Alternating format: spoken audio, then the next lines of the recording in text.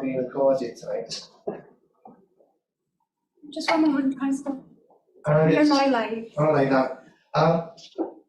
Welcome everyone, particularly to those who may be zooming in, to the first meeting of the Environment and Sustainability Scrutiny Committee of this new administrative term that started in May 2023 and runs for 4 years. Before I ask the committee members to introduce themselves in the room, I will go round those online, introducing them and also asking them whether they can see and hear me. Can I start with Councillor Heathfield, please, who's one of the committee members? Can you see and hear me, Councillor Heathfield? Yeah, I can see you, and only you and Simon. Ah. I can't make it work.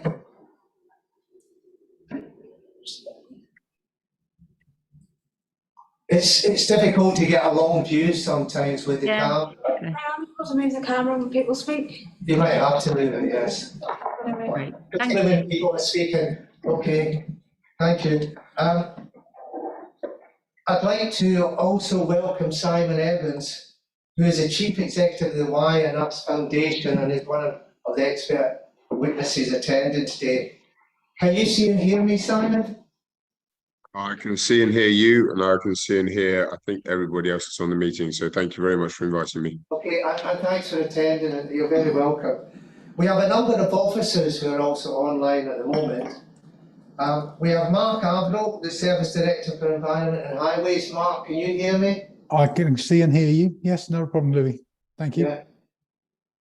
We have Liz Dubley, the Service Manager for Built and Natural Environment. Can you see and hear me? Yes, I can see and hear you. And I have one other. Who's the other? Can you see? It's Rachel. Rachel, right. And welcome, Rachel. I understand you're online as well. Thanks for attending. Are you still the Director for Waste Transformation of Wetlands? Is that your title, Rachel? No, the title is incorrect. I'm actually the interim delivery director for environmental transformation. Good morning, Chair. I can see and hear you loud and clear. And thanks for that correction for the minutes, Rachel. That's very helpful. Right, I'm going to ask the committee members to introduce themselves because this is the first meeting of the committee in this administrative term. I'm Louis Stark, and I represent Ross West, and I'm the chair of the committee. Richard Thomas, I wear him side. Thank you. David Davis, Dindal Hill Ward. Robert Highfield, Castle Ward. Justine Pebbody, Ledbury West. Okay. Then, have we got any? Oh no, I should also mention democratic services support is provided by Simon Kahn, the clerk, and Joel Higgins is on live stream. Welcome, Joel. Apologies for absence. None received. Not received, but Councillor Owens is not here. Councillor Owens, Okay, fine. That's fine. So we have 6, and we have. It's only the members of doing at home. I'm now going okay. Also in the room we have Councillor Swinglehurst, the lead for environment. Welcome. Thank you. Morning. And Ben Boswell, and I will get your title right. Head of Environment, Climate Emergency and Waste Services. Good morning. That's correct. Good morning, Ben. Thank you, everyone. We don't have any substitutes. No. Can we just put a reminder on this is a new committee and we have a lot of new councillors. Can we just remind councillors that if for any reason they cannot make it, that they can find a substitute. That's all. Yes. Okay, thank you. I now have to ask if any of the committee members have declarations of interest for any of the agenda items today. No, none. The reason why we have to ask for that is a formality. This is not a policy-making committee, nor do we have any executive functions, but we have been asked by legal services to ask for declarations of interest, and that's the reason why it's on the agenda today. I then come to item 4, the minutes. I'm not going to ask committee members to agree the minutes because none of you are actually there in January. I don't see how you could. Apart from Councillor Swinglehurst, I'm the only one that was there. at the January meeting. Is it okay, Clerk, for me to indicate that I'm satisfied with the minutes? If you think they're accurate. I do, I've read them and I'm quite happy with them. Yeah. If the committee are happy for me to ratify them being the only one who's there, then that's fine. Thank you. Questions from members of the public? I do believe we've got one question, Clerk. Yes, we've received one question from a member of the public. I can read it out now along with the response to it. Question was that carbon dioxide is only 0.04% of the atmosphere, and 3% of the 0.04% is produced by cars, 1.3% of the 3% is produced by manufacturing, cows, power and wind, and bushfires. Only 1% of the 3% is produced by the UK. China emits in one day the equivalent of UK emissions in 1 year. There's been a global cooling over the last 8 years, despite 450 billion tonnes of emissions, which is 14% of total human manufacturing CO2. Part of the 1.3% of the 3% of the 0.04%. And that was from the National Oceanic and Atmospheric Administration, NOAA. Looking at the science, a mature tree will absorb 21.77 kilograms of carbon dioxide per year. This doesn't include urban plant life. The area of woodland in the UK at 31st of March 2023 is estimated to be 3.25 million hectares. This represents 13% of the total land area in the UK. Woodland carbon code projects in the UK that were validated, including those that were also verified, at 31st of March 2023 were predicted to sequester a total of 8.5 million tonnes of carbon dioxide over the lifetime of up to 100 years. That piece of information was from forestresearch.gov.uk.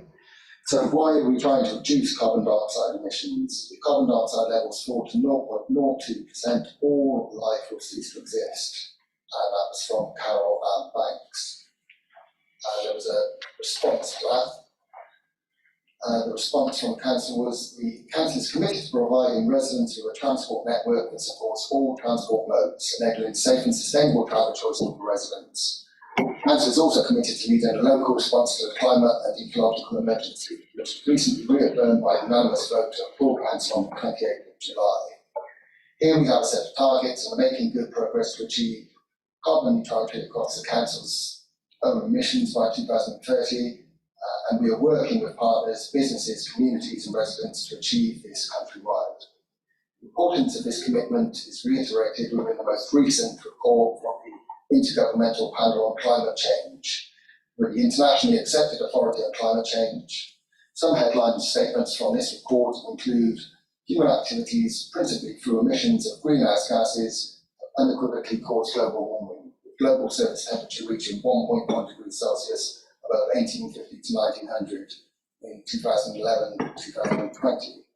Widespread and rapid changes in the atmosphere, ocean, cryosphere and biosphere have occurred. Human-caused climate change is already affecting many weather and climate extremes in every region across the globe. This has led to widespread adverse impacts and related losses, damages to nature and people. Continued greenhouse gas emissions will lead to increasing global warming. The best estimate of reaching 1.5 degrees C in the near term and considered scenarios and model pathways. Risks and projected adverse impacts and related losses and damages from climate change escalate with every increment of global warming. In addition to that, a supplementary question was provided, which I shall read out now. The supplementary question was, given that carbon dioxide is essential for life and that reducing carbon dioxide emissions to net zero could have disastrous consequences, what is your rationale for waging war against private car ownership and reducing parking spaces?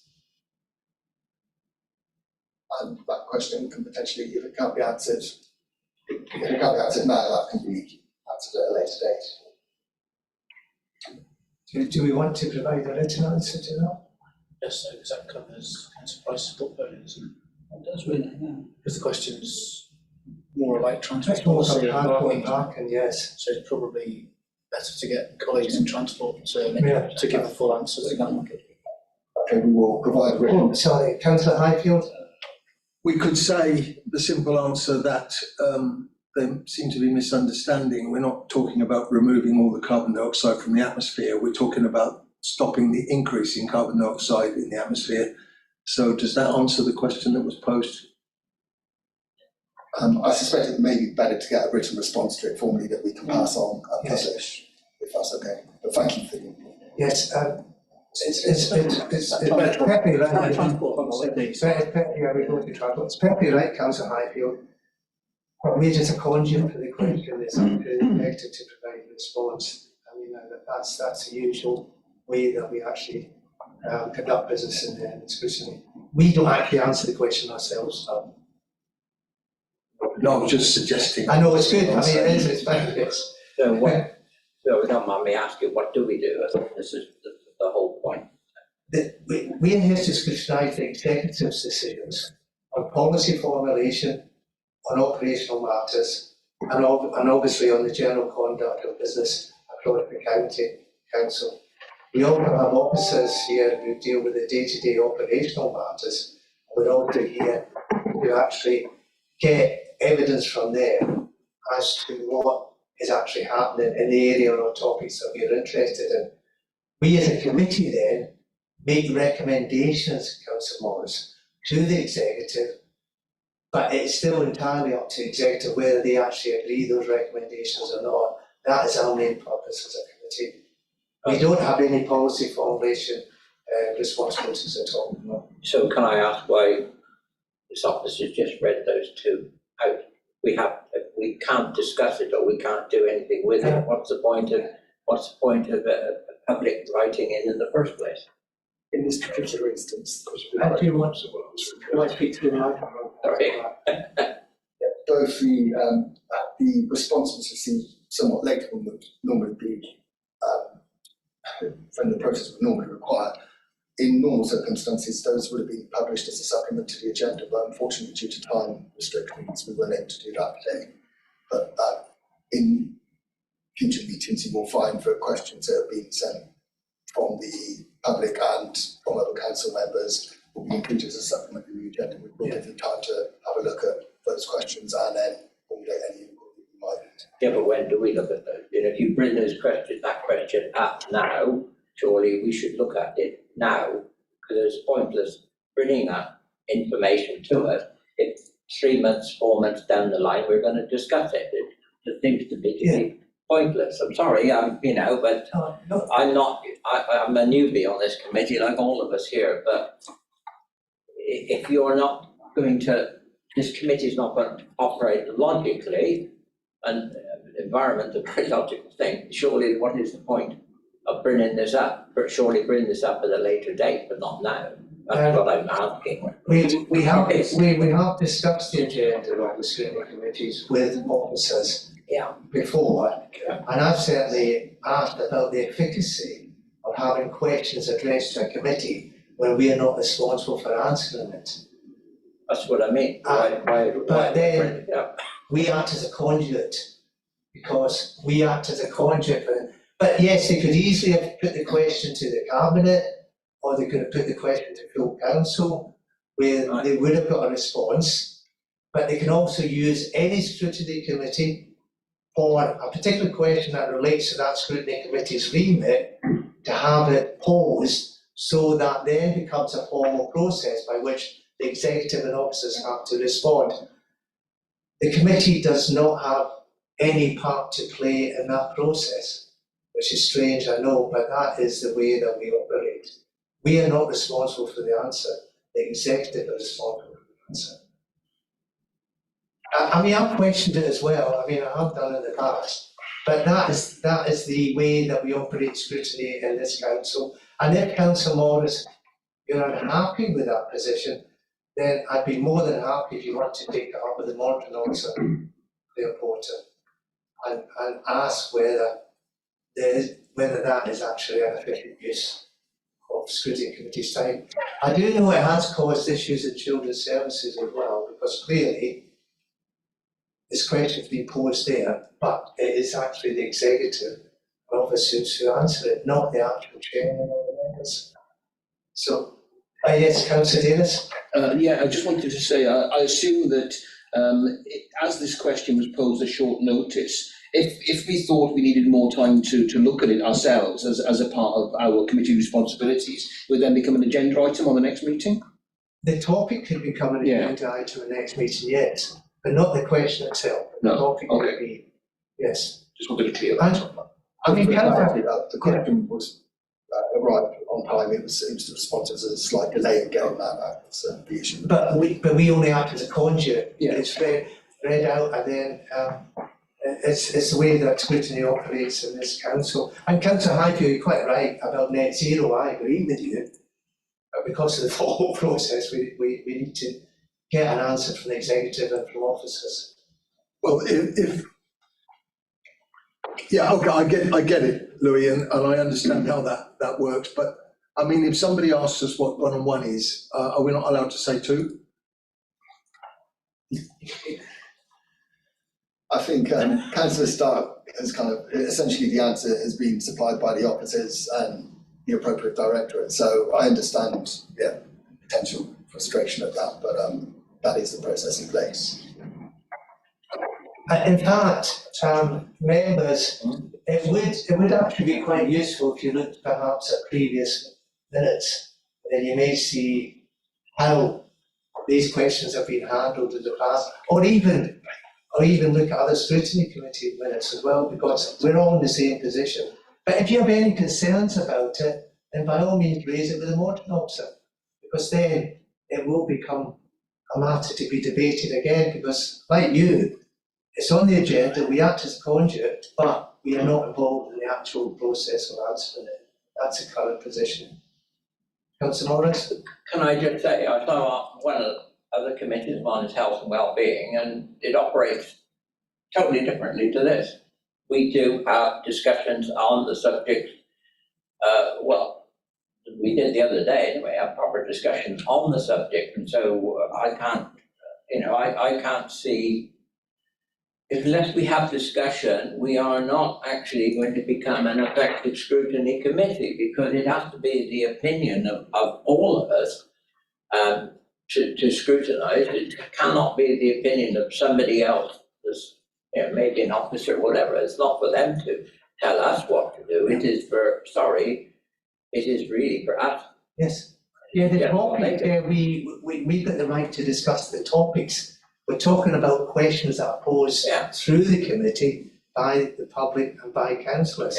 At the moment, we do not normally discuss those ourselves. Okay. Mark, do you want to add anything to that? I would say if there are issues raised by the question and response, it might be something that you might want to consider for the work programme if you feel that it's something that could be added to that. So there is an opportunity there to bring it into the. Yes.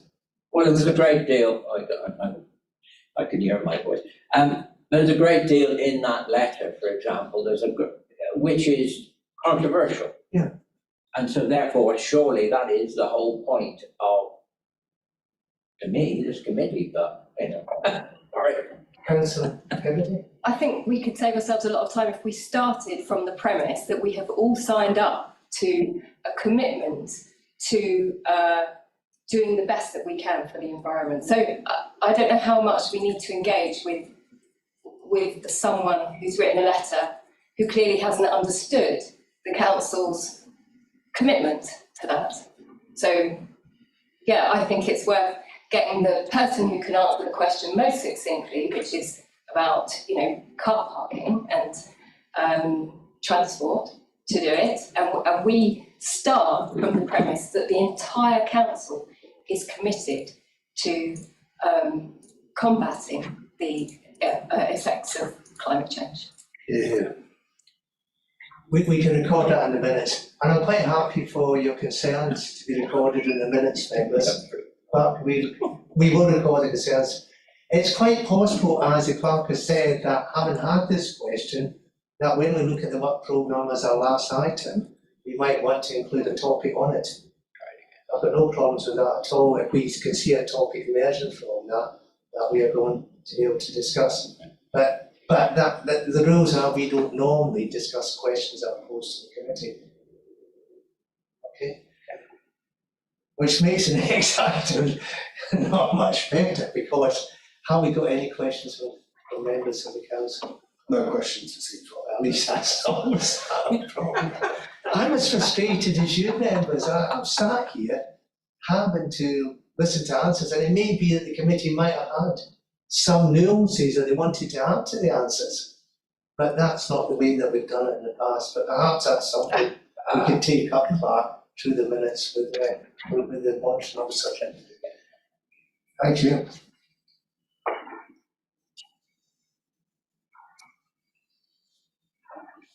We now go on to the substantive item, which is river water pollution. We've received a report from officers, and thank you very much, Ben, and everybody else, including Liz and others who worked on it. There's a huge number of appendices as well, and I do appreciate that this has been a huge amount of information for members to digest. It is a very complex subject, and that's why I think we've had so much given to us. In the officers' report, they asked for this committee to consider two recommendations from them.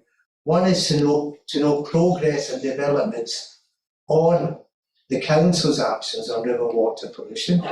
And the second one, which is why we are here, this is the primary purpose of us members, which is to provide recommendations to the executive for them to take forward where we think there are issues with what is actually happening as far as the council is concerned in terms of its actions on river water pollution. I want to structure this topic according to the 4 objectives that are in our work programme, and I'm going to read them out, and then I will read the debate on each of them. We have 4 objectives in the work programme. One is to understand the factors contributing to the pollution of rivers and watercourses. The second one is to examine the council's duties and powers to address river pollution. The third one is to scrutinise how the council fulfils its duties and exercises its powers. And the last one is to identify key partners and their roles and responsibilities. That last one, if you remember, committee, from previous discussions that we've had informally, is a prelude to further conversations we're going to have on this subject. Because I don't expect it to be all wrapped up today. I think this is just the start of an ongoing debate that we're going to have as a committee with the executive, with officers on this very serious matter of river water pollution. Before I go on, are members happy with approaching the discussion along those lines? Thank you. So if we start with understanding the factors contributing to the pollution of rivers and watercourses, and I should say I'm grateful for Councillor Swingle attending here as the lead on climate.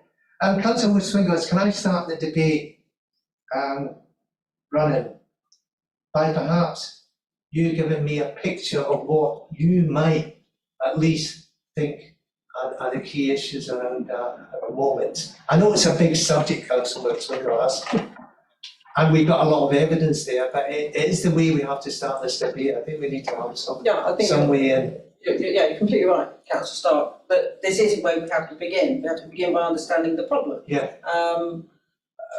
This problem is particularly complex, wicked. It's multifaceted. It's very tempting to oversimplify to say it's just chickens, or it's not. It's a whole complex number of things coming together. So the major working parts, if you look at the SAGES source apportionment for phosphate, we identify phosphate as, it's not the problem, it's a problem. Then that tells a story. It says that it was roughly 72% from agricultural diffuse sources and 23% from sewage treatment works, the rest from CSOs and other sources. And then you have to ask, so why are we looking at phosphate? What exactly is the problem that we're trying to examine? Is it phosphate? The issue really is an ecological impact on the river, and that is we've seen the algal blooms. The algal blooms are triggered by temperature, low flow, sunlight, and nutrient. We can't do an enormous amount about the sun and whatever, but the nutrient we can look at, and that's why the phosphates become the critical thing, because this is the limiting factor as against nitrogen, which isn't. So if we accept that phosphate is what we're looking at, although I fully accept that there are other things as well. Ammonia is another big issue, as well as PFAS and a whole bunch of things going on in the river. But but today I think we'll look at phosphate. So what is causing this? It's phosphate is required for life. It makes things grow. It's a really essential part of everything. But when it gets out of balance, it creates a problem. Our catchment has got out of balance. The nutrient balance within the catchment has tipped over, and that's most clearly evidenced in the refocus work looking at the substance flow analysis, which is basically saying you've got this much coming in, this much being grown and going out, and there's somewhere between, I think the numbers are disputed. Their initial findings was there's a 3,000 tonne excess of phosphate. They recalibrated using coefficients supplied by Avara, saying that that their processes have changed somewhat. But even so, that's still 1,750 excess. So then you've got to ask, well, where's that going then? What happens to that? Well, what happens is it's finding its way out into the environment. So then you've got to think, well, what are the ways in which it's going out into the environment, and how's it getting into the river?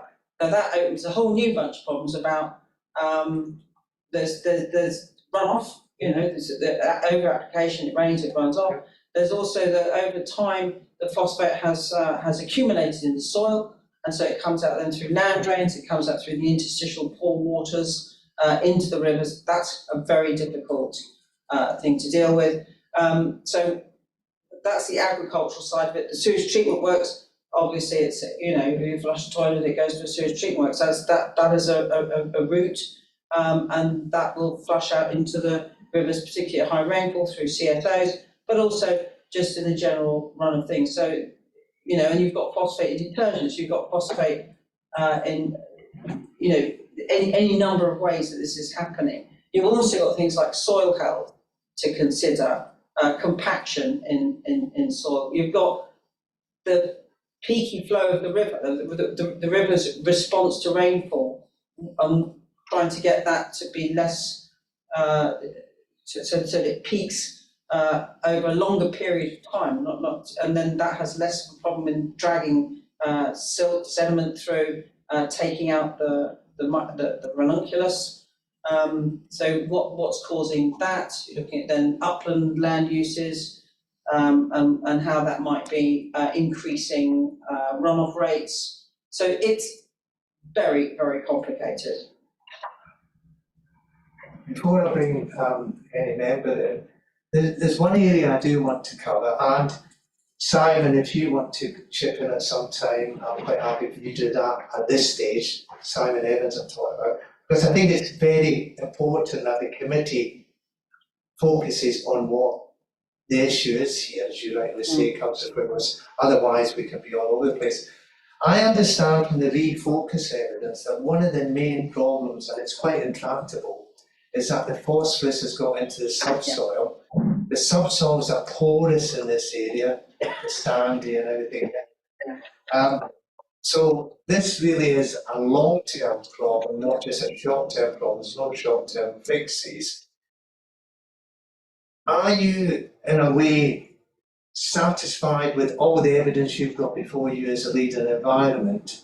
Or do you think there are any gaps or any further work that needs to be done? I know that's quite a difficult question, and I will bring Simon Evans in after this as well to ask. It's just to get that picture of what the problem is, understanding it, understanding the sources, and maybe just where there is still other issues that need to be brought about. Yeah, you completely hit on the very difficult area of this accumulation, or the legacy phosphate. Most of the sampling, testing, water quality testing and soil testing is focused on soluble reactive phosphate. Where I think we could do with a bit more robust data is the total phosphorus and what's that doing. The use of soluble reactive as a proxy is it makes sense if you're looking at sewage treatment works. but it feels like it's not it's not a very good proxy for the land-based studies. So to understand that and to understand, I think, well, once we've looked at the accumulation of legacy phosphate, trying to then work towards solutions for that, which I don't think we just need to shrug our shoulders and say it will take 40 years to work through, but we do need to understand how do we crop it out. That's for me. That's the great potential here. There's an enormous wealth of phosphate under our feet. If we can access it and crop it out, then that's the brilliant solution that we should get to. But that's about getting your soils right and making sure that you can access that, or that it mobilises, which we are, and that's kind of early days. Now Simon probably knows more about this, more about it than I do. But it's the response in a healthy soil to accessing that and making it crop available that I think is very potentially that's a really good answer. The other thing is about slowing it down in the soil, finding other ways, because you're quite right.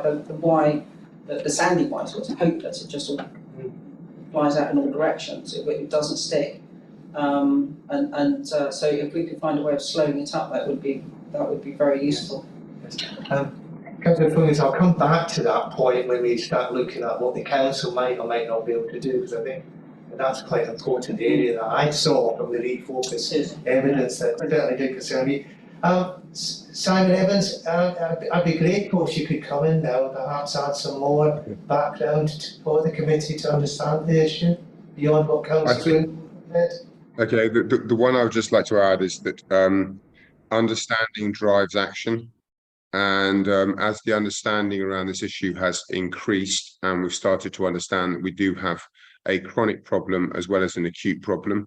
So the chronic problem is, as Councillor Swinglehurst has said, is that we are fundamentally applying too much phosphorus to the catchment soils due to predominantly intensification of agriculture and basic supply chain pressure or logistical pressure of having to have your feedstock for your factories close to your factories. Then your manures from that, or the waste products from that, or the manures from that, accrete in the soils in those areas. The other, but then you've got the acute problem, which is the mechanism by which it's getting into the water. And as Councillor Swinglehurst has said, we're starting to understand that some of it is coming out through drain flow, some of it is coming out through overland flow, a lot of it is coming through yard runoff and direct manure impact. But one of the key things here is that we are currently focused on phosphate PO4 because that is the statutory monitoring program. So the statutory monitoring program was built to measure what comes out of sewage works, and what comes out of sewage works is soluble reactive phosphorus. What comes from agriculture, only about 10% of it is in the form of the soluble reactive phosphorus, the phosphate form. 90% of the phosphorus is in other forms. We have been blind to this, and this is causing a major ecological problem in some catchments, particularly in Wales, like the Eifyn and the Flumby. But the Environment Agency this year are expanding their monitoring program to include assessing the other forms of phosphorus. So we've had analyzers in place in the catchment to start to understand this, but I'm always minded of the fact that if you look and you see, you can then act. And one of the major changes that's happened is that when we look at if we're dealing with a chronic problem, the 1,750 tons is the excess.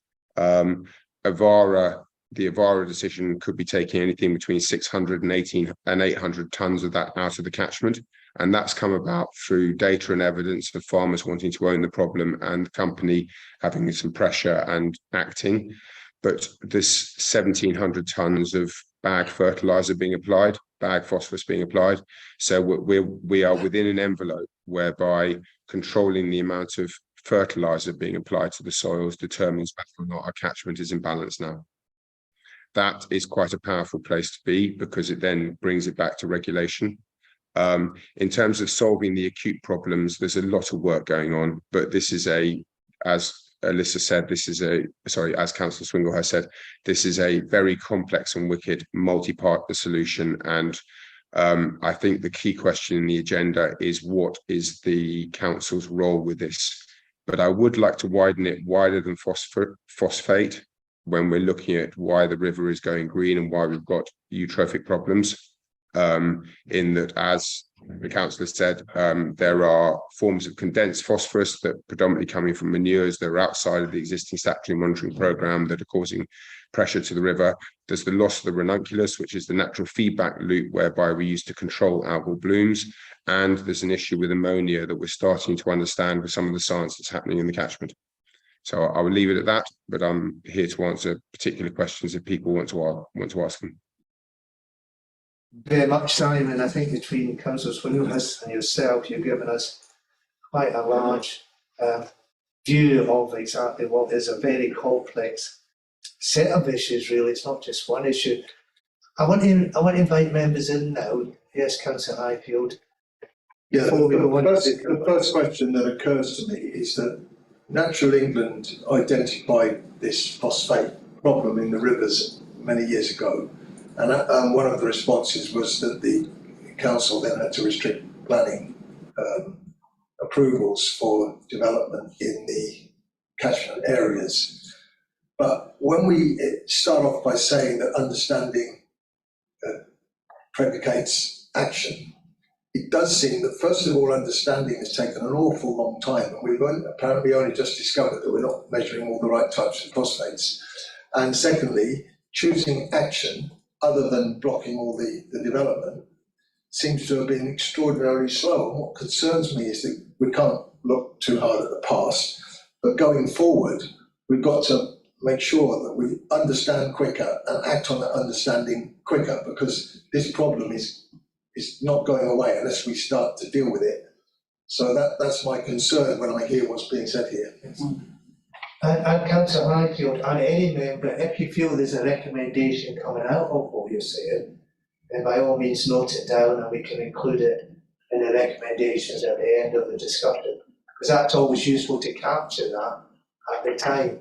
Because as you rightly say, this legacy phosphorus is built up over hundreds of years probably.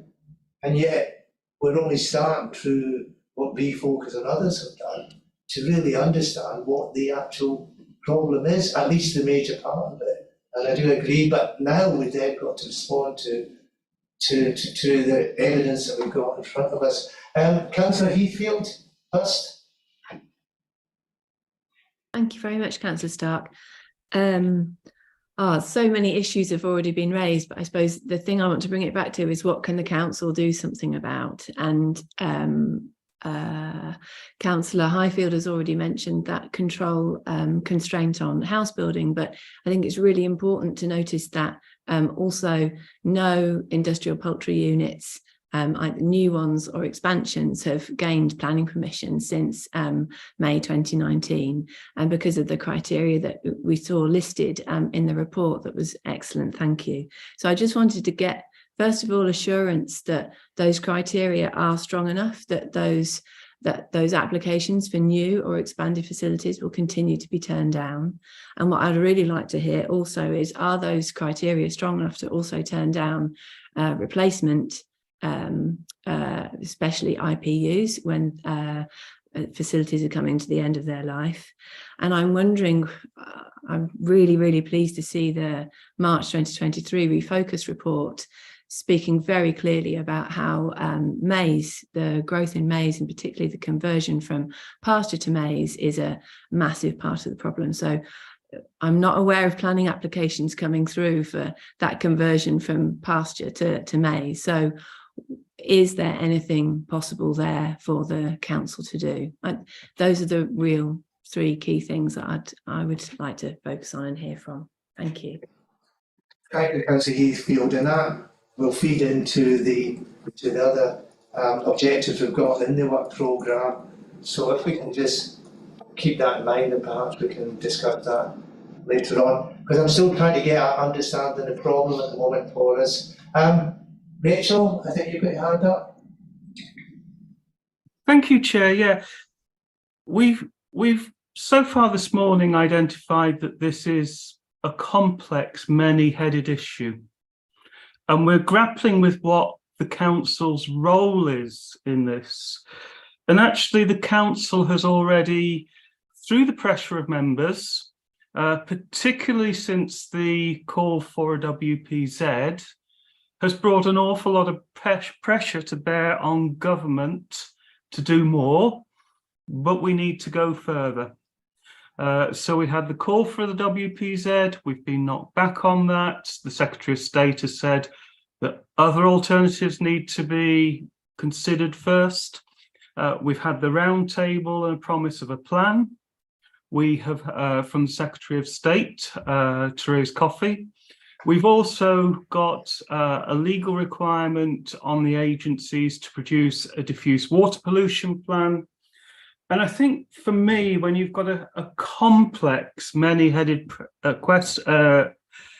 issue to challenge, particularly one that is cross-government, cross-country, is to actually bring systems thinking to bear on this. And if I could encourage the committee to think about the system as a whole and what needs to change in the system. And we all have ideas about if we did this or if we did that, we'd bring about that change. But actually, what we need to see from government, because this, you know, the ultimate responsibility does sit with the Secretary of State in DEFRA, does sit with the equivalents in Wales. We actually need to see a proper scientific analysis of what it will take to actually recover the river. We then need a proper, fair and open assessment of what are the options to do that. If other options need to be considered, as they do under the habitats regulations, what are the options available? Is it more voluntary action? Is it a mixture of voluntary action and enforcement? Is it a better set of tools to manage the soil and farming? Because nobody has ever managed out, most of human history has been about too little organic matter application to the soil. And most civilizations have actually fallen apart because there has been too little phosphate. If you look at the Aztecs, you look at perhaps ancient Egypt as the exception, Rome, all had soil issues of too little. This is the first time in human history, I think, where we're actually looking at managing down too much rather than too little. And that presents some scientific challenges. Once you've done that options appraisal, I think for me, having experienced the public debate around this, is actually having a plan produced by a bunch of boffins that hasn't been discussed and tested in public will not need to lead to public acceptance, and it will not lead to acceptance within the farming community about the changes that need to take place.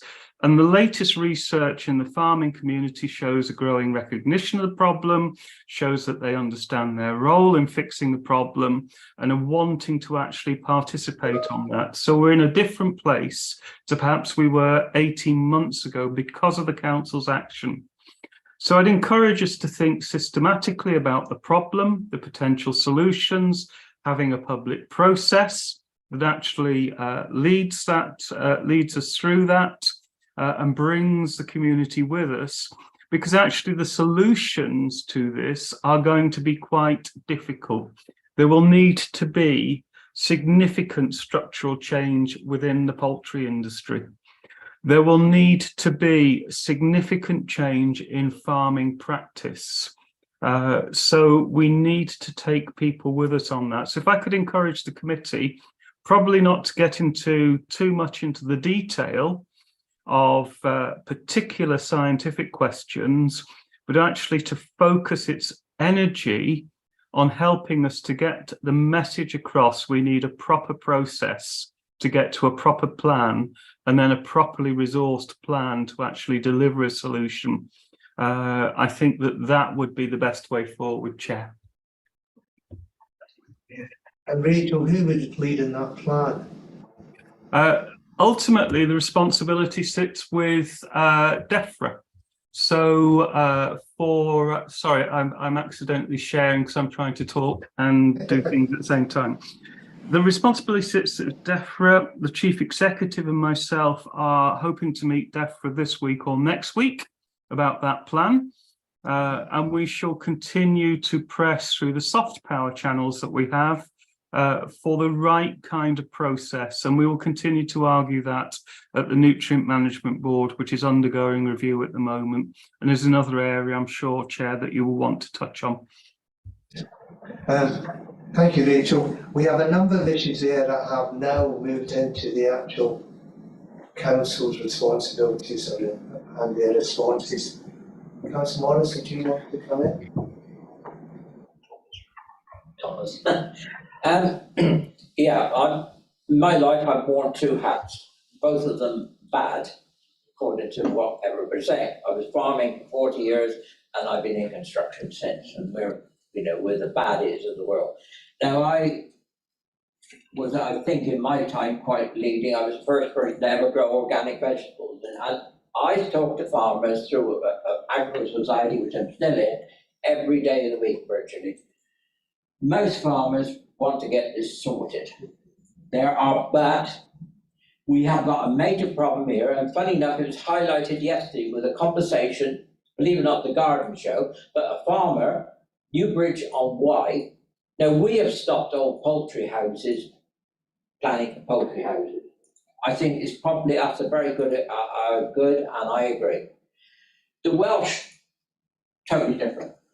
They are still allowing farmers to put up more and more poultry houses, and he recited that there were 4 houses have gone up now in this year, and are now operating in the Newbridge within 100 metres of the Wye. Whatever we do, unless we quite frankly bring somebody, the Welsh, if they're going to agree with us, to heel on this, we're just wasting our time. Because, and also, this farm that has just had 4 new chicken houses has bought land farther up the river to spread this on. And also this farmer, who is I think is very, very good, very conscious and conscientious, said that his neighbour has had a heap of chicken manure, hundreds of tons of chicken manure, right next to the river for 3 years, and it's flooded twice, and a lot of that has gone down the river. Now, there is a lot that could be enforced, and there are a lot of people not doing their bit to help. But generally, farmers want to sort this problem because they're fed up of being criticised. And at the end of the day, we need to grow food in this country. We cannot, surely, many things that have gone on in Europe recently have shown us we need to be far more self-sufficient. So this is where we need to address. Well, it could be a recommendation, but we'll have to be couched quite carefully because, as you rightly say, we are not responsible for NRW, for the Welsh Government. But bear that in mind when we come to look at recommendations. I know there's a number of points being raised there, both on poultry farm, plan application by Councillor Heathfield, and whether the rules are robust enough. We'll come back to that shortly. Rachel has raised the idea of looking for a systematic analysis of the actual problem, and that could be a recommendation from us as well. I'm quite happy to think about how that might be couched when we'll look at it later on. But I want to move on now, and I know we've sort of slightly gone beyond that, which is to look at what is in the council toolbox currently that they could bring to bear before we have to say that. So are you the best person to answer that, Councillor Swindlehurst, or will you do that along with Ben? Well, I'll give it a go, and I dare say colleagues will join in. Oh yeah, we'll by all means do so.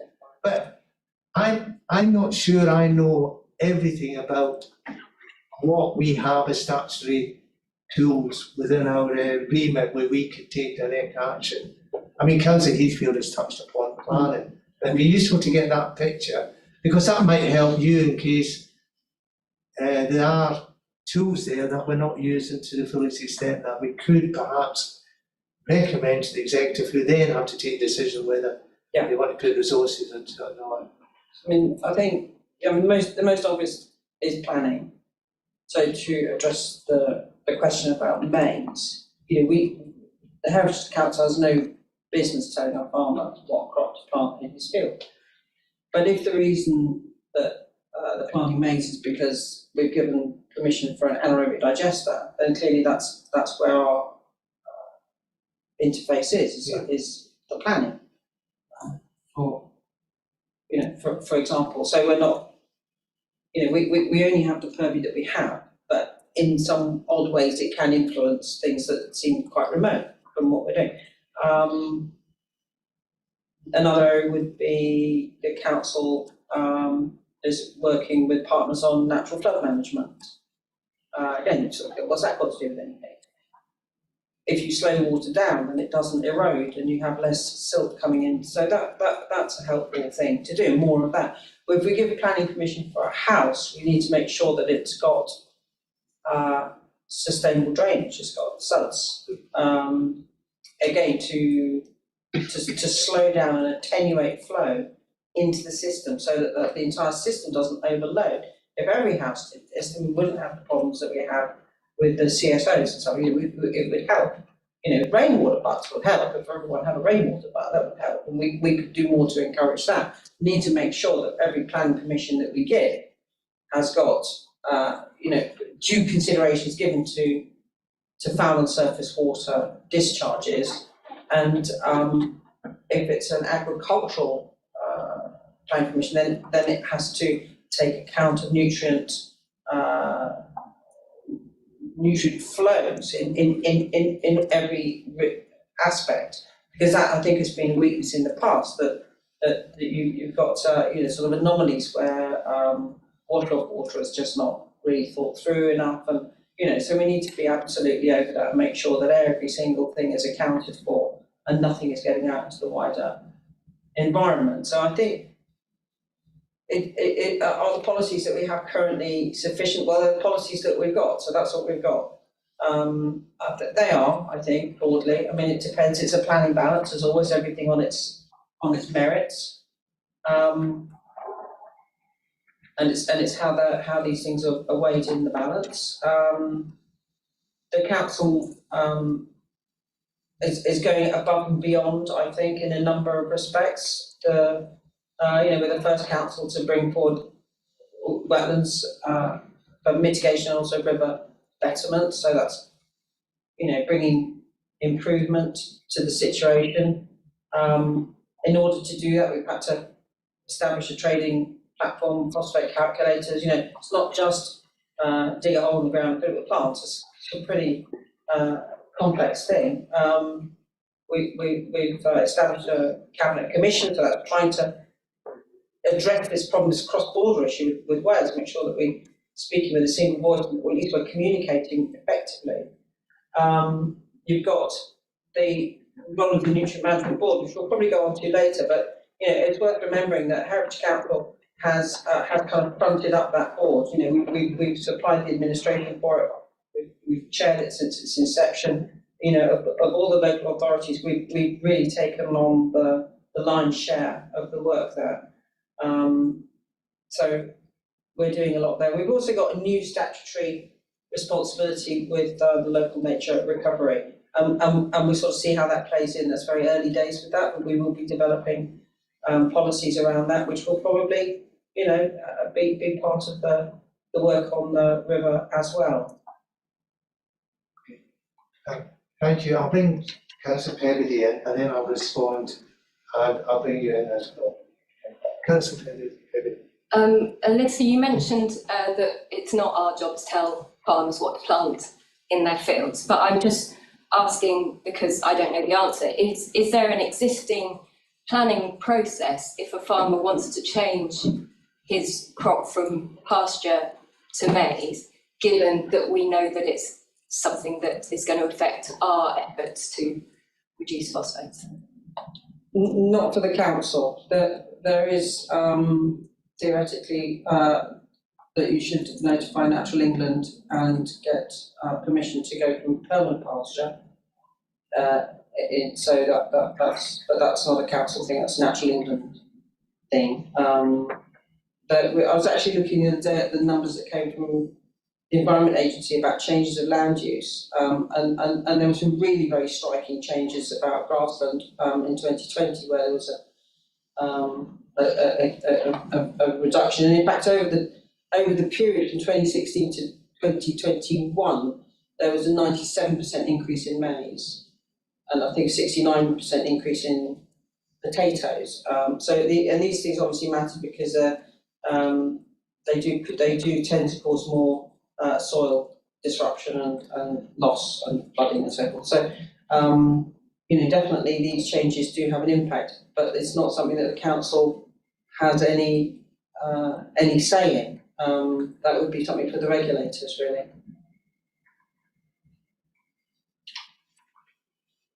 Councillor Perberdine, do you want to come back on that?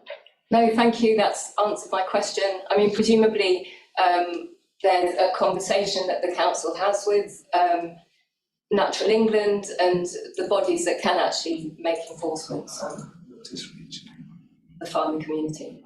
When the numbers of the Environment Agency originally identified the grassland as permanent pasture, and so that immediately begged the question as to how come all this permanent pasture had been ploughed.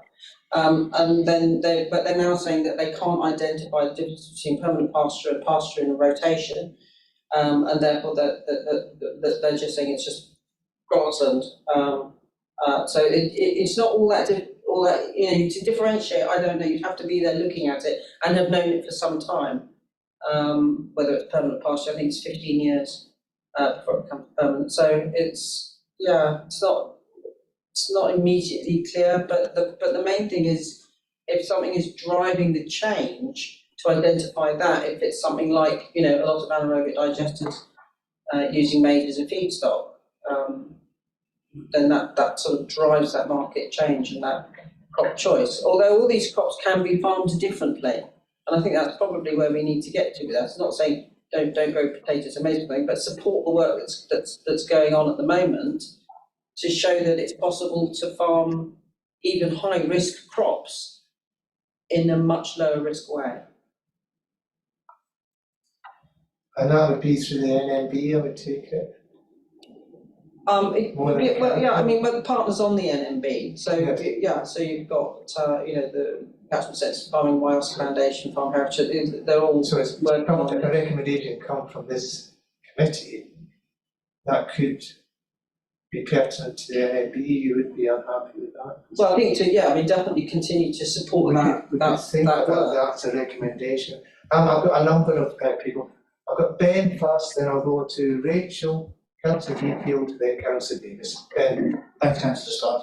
I think I was just really going to build on what Councillor Swindler said back on your question of the powers available to the council. For me, it probably fits into four. So we touched quite a lot on planning and the ability to influence through planning, and again, emerging through that is the Nature Recovery Network and biodiversity net gain going forward. And very much again, we've touched on a lot is the convening power of the council, really, which shouldn't be understated. So that's how we're working in partnership with all the other organisations, bodies, regulators, and you've got the examples there of lobbying for the Water Protection Zone and the Cabinet Commission being developed locally to take that on. Following that, I guess there's general decision making of the council.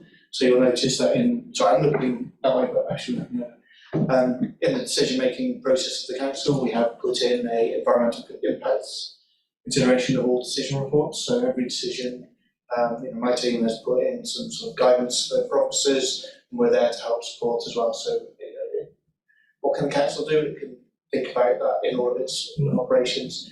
And then I suppose lastly, and very interestingly, is the general powers of competence, which I suppose was previously called the wellbeing powers. And I think that's where Councillor Swindler has implied that the council's really gone above and beyond. And that's sort of, I'd say that it's really the pioneering nationally of some of the mitigation projects, like the Leicester wetlands being first, not only in the UK but in the world. You referred to the phosphate calculator. Again, we developed that, enabled to look at how we can evidence the mitigation. That's now a national standard. That is the national adopted by Natural England. We've done funding bids to DLUC and DEFRA to do further mitigation projects and developing new pilot schemes. And I suppose that's under that kind of power of general competence where a council can step in and act in the same way that definition is that any individual can do unless prohibited by law, really. So I think for me that's the 4 avenues we've got that helps. Okay, thank you, Ben. Rachel? Chair, Ben's covered that more than adequately. I'm happy to yield time back. Okay, thank you. I'm very grateful. Councillor Heathfield, you've taken your hand down. Do you still want to make a comment?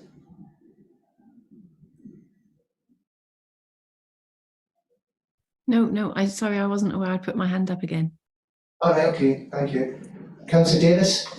Yeah, under what we've just looked at, Chair, reference what the council can do, we've covered the rural contribution of phosphates into the river system, which covers 72% of our phosphate. The other part we haven't looked at is the 23% that's put in by the various sewage works. Can we influence the sewage input into our waterways and make them more accountable? I mean, is that something that's achievable for us to do by bringing pressure on the water companies? Councillor Swinburne? Well, they have an investment period, AMP7 as we're in at the moment, AMP8. They are putting phosphate stripping technology into the various sewage treatment works, and I think by the time they finish their AMP8 investment, their contribution will be reduced to about 10%. I mean, it's a known tracking down. Ultimately, it's not what environment. So yeah, it's the license. The government is requiring technically achievable limits, but Welsh Water, to be fair, have invested on something around 60 million for phosphate reduction in the catchment thus far, and there's more to come. So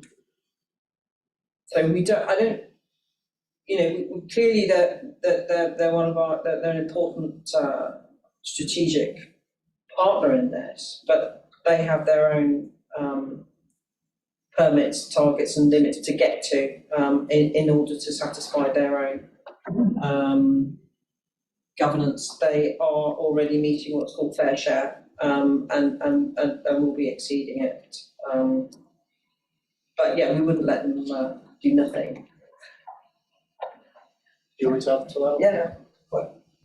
I was just going to say that I noticed in your report on septic tanks that you bid for levelling up money to actually help households replace that. It's about 2%. We are, as take it, engaged with house builders about the other 3% and nothing sort of run off. So all the sectors we are at least engaging with to some extent. Is that right? Yeah. Absolutely. Yeah. I mean, I think we've got to, hopefully we can have a project of, as you say, retrofitting, improving septic tanks. But the technically achieved limits on private treatment plants now is getting better all the time. Performance-wise, they're getting better and better, and there is the investment going into sewage treatment works. In any case, then we've got rural sewage treatment works, which is why Luston is where it is. It's the sewage treatment is not insufficiently large to justify the expense of phosphate stripping, but it's big enough to be a contributor. So therefore, you put in a nature-based solution, which will have all sorts of other benefits, of course, because it's a nature-based solution. You will have increased biodiversity, carbon sequestration, and pollination, and a raft of good things will accrue there, as well as phosphate reduction. And we'll be doing more of that. I'll bring Ben in first because you were going to speak to Ben, Rachel. Yeah, I think Councillor Swinger has meant to motivate. I was just going to sort of say, if you take the challenge of working with water treatment works and apply the powers we've got, I suppose, to take them in turn, it's very much then planning, obviously, what gets built to what goes through them. And you've got the convening working partnerships or working closely with them on the NMP. And as Councillor Swinger says, it's that fair share, they're doing a lot there. And then again, you touched on it with the wetlands, it's that how can we intervene to take that further? And that's the wetlands projects, looking at those sites as well. So I suppose it's applying the powers available to us to each problem to be able to sort of say, what can we do? Part of the background to that question was the fact that we have some big projects coming up, building projects within the area, and the impact of having, potentially 350 houses on the side of the Y, for putting more pressure onto those treatment works that we do have. Consequently, there's a high concern that they're going to become even more overloaded, and therefore putting more stuff into the Y. So that could seriously impact phosphate levels and increasing them as opposed to decreasing them by all the good work the council's doing. Rachel?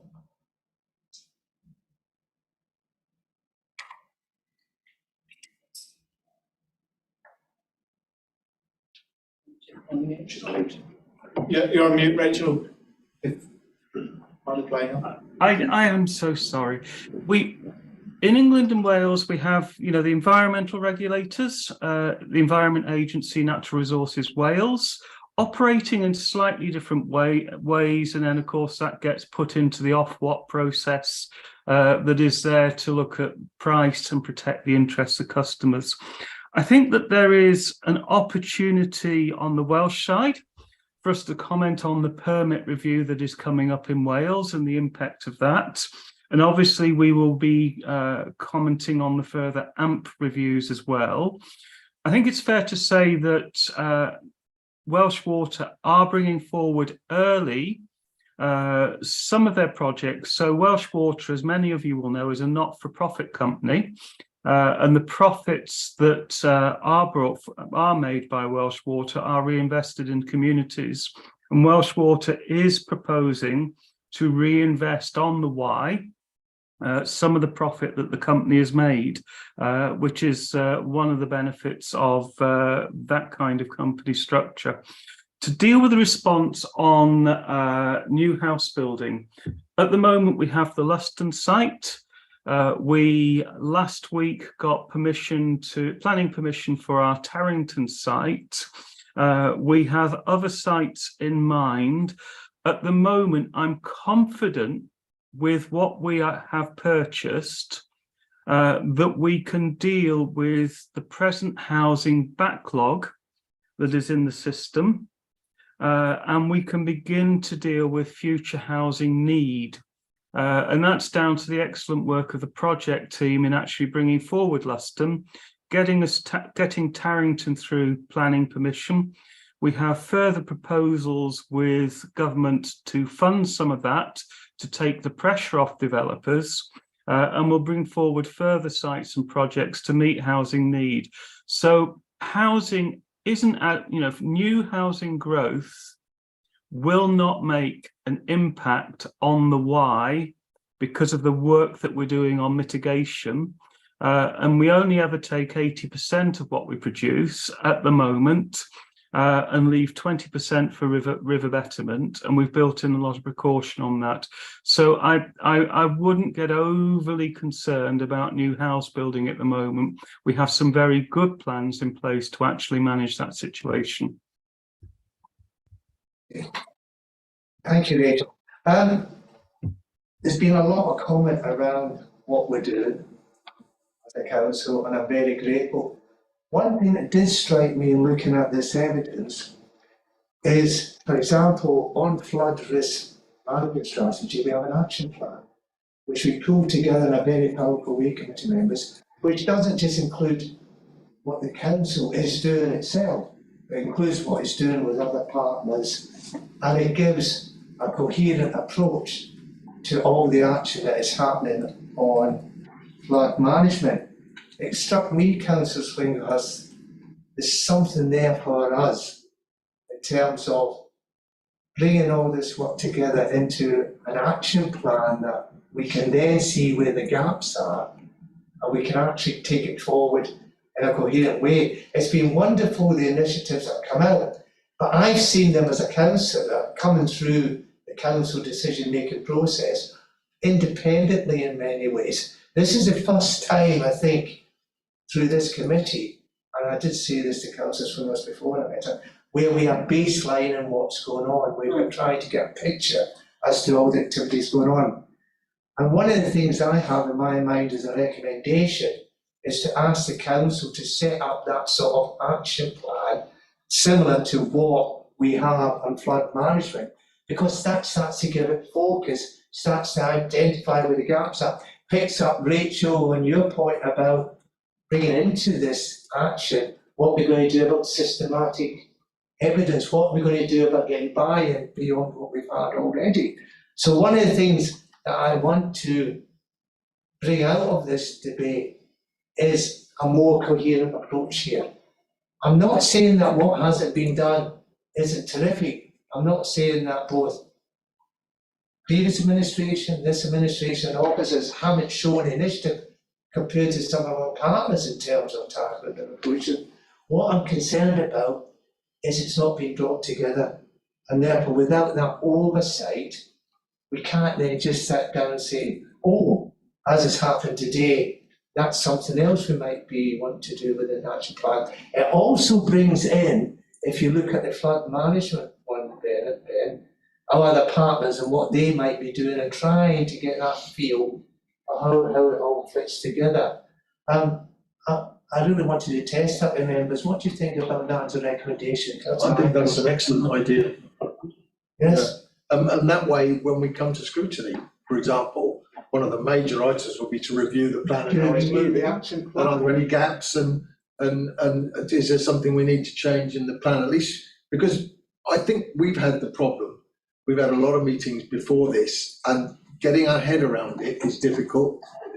Councillor Swinglehurst is probably farther ahead than we are because that's her role, but it's still, even for her, I know it's very difficult to get your head around all the different complicated aspects. So a plan would start to make that clearer, I think. So I like the idea. Yeah, and I'm not just saying you have to create it, I'll bring you in a minute there. We've already got a model on the table, which we actually scrutinised earlier in, well, I think it was last year, which we're going to talk about later on in terms of executive response, which is the flood risk management strategy action plan. So there are models there, and I'm not wanting a huge amount of work to be done here, but it does tend to then see where your gaps might be in effort and resources and everything else. I don't want to become an overly bureaucratic exercise, but I just feel... Just to reinforce that again, I worked for an organisation before where our operational plans were always in the same format.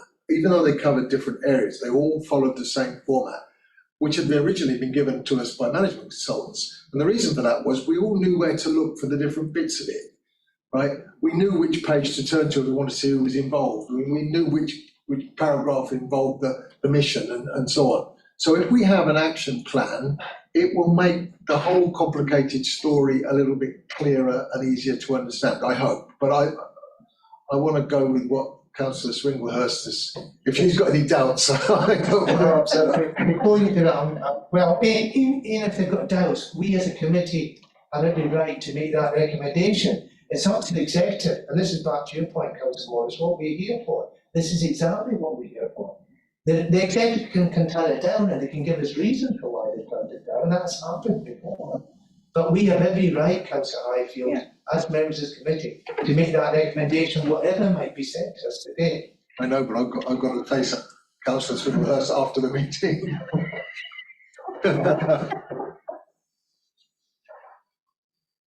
Ben, I'll bring in, before I bring in Councillor Swinglehurst, I'm going to have to go to Rachel and to Councillor Highfield as well. Ben first. It's just quickly to note, I suppose, I think what it's just not trying to duplicate, I guess, with the nutrient management plan and nutrient management board, because there's the review of governance taking place there. I just wanted to note there is also the new plan for the wire that's due from the government in October. Yeah, but this is a council-owned plan. Yeah. It's a direct action plan, and the council can include references to other plans that are going on, but this is our plan. Oh, sorry, I misunderstood you, 'cause I thought you were looking at a county-wide plan. No, it's a council-owned plan, which can bring in other references to other plans if you want to, but it's about bringing together what we are doing as a council in a coherent way. We don't want to get too involved in thinking about what's Nutrient Management Board doing or what might or might not come up with Secretary of State's plans for the wide. This is about us, and then we can build on that as we go forward. It's just fair to capture all the very good work that everybody is doing, but to look across and to see when it does fit coherently or not, and that's put it. Before I come to you, Councillor Ward, I'm going to go to Rachel next, then Councillor Heathfield, Councillor Swinhouse, then Councillor Morris. Rachel. Chair, I think we can give you that plan. I think there are two things that I would ask you to recognise. One, we're not the lead in this, we're a partner. And that's different to the flood plan that you're about to consider, where we are the lead flood authority. I think the other thing is that this is an extremely dynamic situation with what is happening in the other organisations. And therefore, any plan we produce will need to be adaptive to what others are doing. That said, we could put before you a plan around what we're trying to influence through the Cabinet Commission, through our work with government. We could talk about what's in our plan around the planning system and how within that we're trying to use those levers. We could, within the limited role of environmental enforcement, we could put something forward to you on that, and we could flesh out what's happening on the mitigation side. So we could give you an idea about what the council's role is. It will show where the gaps are, but it would have to be adaptive, Chair. I'm quite happy at Rachel, but I still think the committee should put forward the challenge. And then I'm not trying to stop you, I'm trying to encourage you. I know that's right. No, I agree, Rachel, and that's what I'm delighted by. Councillor Heathfield? I'd like to make way for Simon, actually, because I think he had some really particular points to come back on. I saw you really wanted to. Simon, if you want to come first, yes. Thank you. What I've been working on for most of the summer and what we're working out with the Wide Catchment Partnership is a whole catchment approach to dealing with the principal issues that are affecting the catchment. So once you've got your issue and you define your issue, you can then look at what the quantum of the issue is. You can then look at what the cause is. You can then look at what the solution is. You can then look at who does the solution, where it happens, how it's funded. You can then monitor it and feed it back. What this allows you to do is to do gap analysis, and this is being built up with 124 different partners, of which the council is one. The council plays an absolutely key role in this, but all the councils play an absolutely key role in this, but it is owned by everybody. So everybody plays their role. I cannot say how enthused I am by the conversation that I've just heard and the sort of strategic thinking that this committee is putting forward. Is absolutely brilliant, but it's brilliant in the context of the entire catchment and everything that we're trying to do with the catchment. So we've got 8 primary issues ranging from acidification, low flow, high flow, eutrophication, new and emerging chemicals, fecal contamination, etc. And then we've got compounding issues, which is collective knowledge and understanding, systems degenerative, and etc. And there's 6 compounding issues that are being solved by bringing people together. But what this will do, and I've got a key meeting coming up on the 4th of October with the Wide Catchment Partnership to proof and develop this, is it will give gaps, and the gaps might be in research and knowledge, the gaps might be in funding, the gaps might be in planning policy, the gaps might be wherever the gaps are. And if that could feed into what you're doing at the same time and talk to what you're doing at the same time, that would just be fantastic. And I commend you and I support you and I thank you. Yeah. And thank you, Simon, for that very positive support. We are aware that there are loads of plans going on. What we were conscious of was the need for the council to draw up its own plan. And then, as you rightly say, Simon, you can feed in all the results of those other plans into that plan and see how it then has to be amended or adapted as time goes on. Councillor Heathfield, and then I take it you want to come in, Councillor Highfield as well. But I will bring Councillor Swinglehurst in. I think at the end of this debate, I think that might be the best way. Councillor Heathfield. Thank you. It's really brilliant to hear from Rachel that it sounds like that plan is already there, and we have that process of it being adapted through Simon Evans' work, well, through the Y Catchment Partnership. So that's all brilliant. And it's great to hear from Rachel also that Luston, Tarrington, the other sites have got that, you know, excess capacity, betterment capacity. And I'd just like to make sure that we are also aware, and maybe Councillor Swinglehurst can help here, with the government's attempt to sort of overthrow those nutrient neutrality rules that are the underpinning of the phosphate trading scheme. I'm aware, obviously, last week they weren't successful in getting it through the House of Lords, but maybe Councillor Swinglehurst knows, direct from Michael Gove or Therese Kofi, are they continuing with that plan? Have they given up? You know, because obviously within that announcement was also the announcement for that Y action plan. So it would just be good, I think, to be cognizant as we can be of any updates on that. Thank you. Okay, thank you, Councillor Heathfield. Councillor Highfield, and then I'll bring in Councillor. A quick general reminder to everybody here, there's according to Simon, there's 100 odd bodies involved in this whole thing, and we're just one of them, albeit an important one. But we are, amongst all of those, I believe, the only representatives of the public. We're the elected people that are speaking up for the public. So that's why our role, I think, is particularly important. We must carry the public along with us on this because we represent them. And if we can't, we better reconsider what we're thinking. Yeah. I mean, that's a good point. That's why I want us to have our own plan, even though it has to be adapted to whatever else is going on. Because you're quite right, someone will ask what's happening with the river. And I want to be able to say to my residents, because the river runs through my ward, there is a plan, and it's a council plan, and even though it can't cover everything, and we don't have all the responsible leads on it, and I do agree with what Rachel has said about us being the lead flood authority on it, but nevertheless, I still think the lack of a plan has been one of the things that I've found quite striking and looking at all the evidence before us. Councillor Swinglehurst. Thank you, Chair. Yeah, I mean, I agree with what Rachel Joy said, and indeed Simon Evans. You know, that it's important that we do this thinking and that we make sure that we are fully understanding our role, and that we have a plan for our bit of it, and how that plan then works with all the other multitude of plans. There are a lot of plans, it must be said, but kind of we need to drive our part of that as well.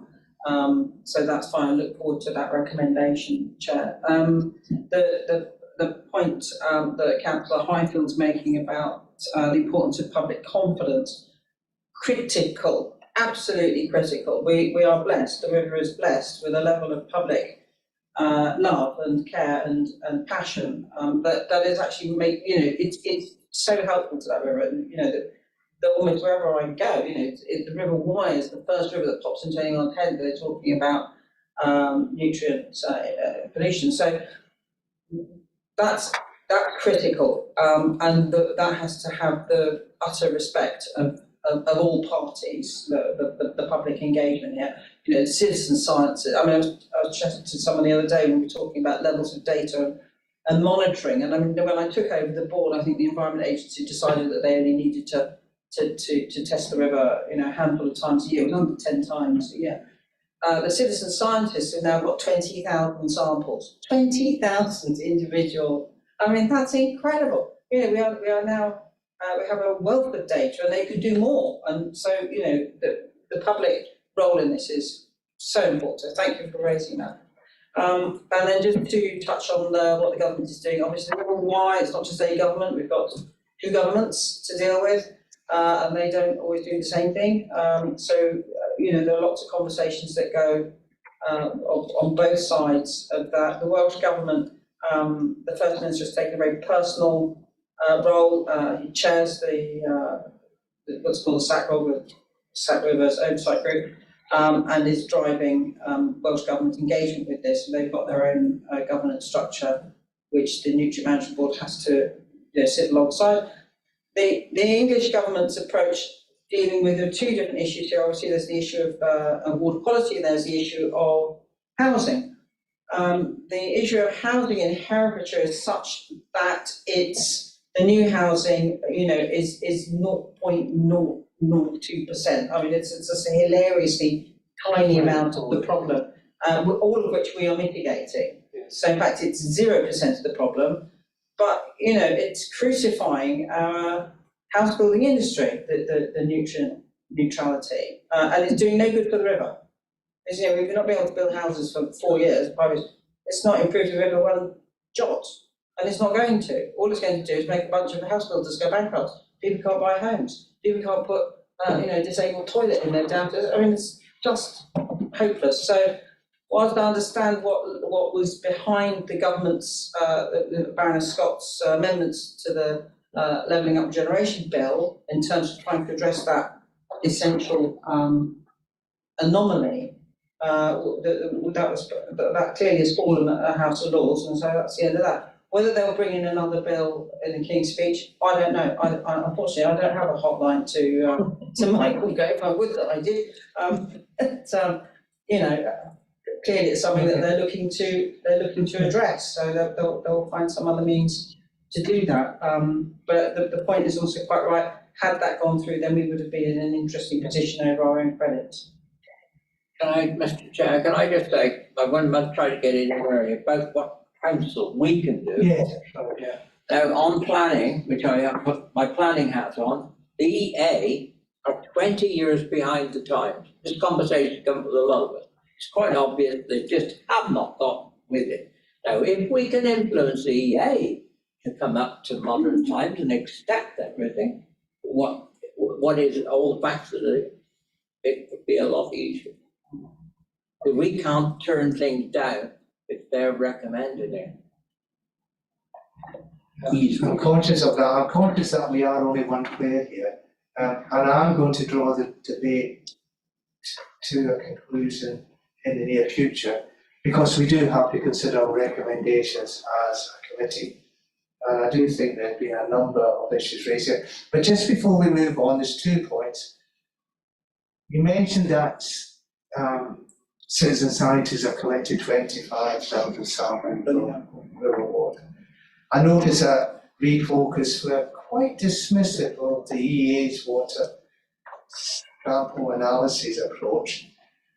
One of the things I was thinking of is, why doesn't the council not take its own samples? Because surely adds the competent authority to have it, regulation assessments, and the fact that we have a key part to play in actually determining what we think is the state of the river, then I really do think that we should be thinking about, why are we not actually sampling the river ourselves? Councillor Swinnerless.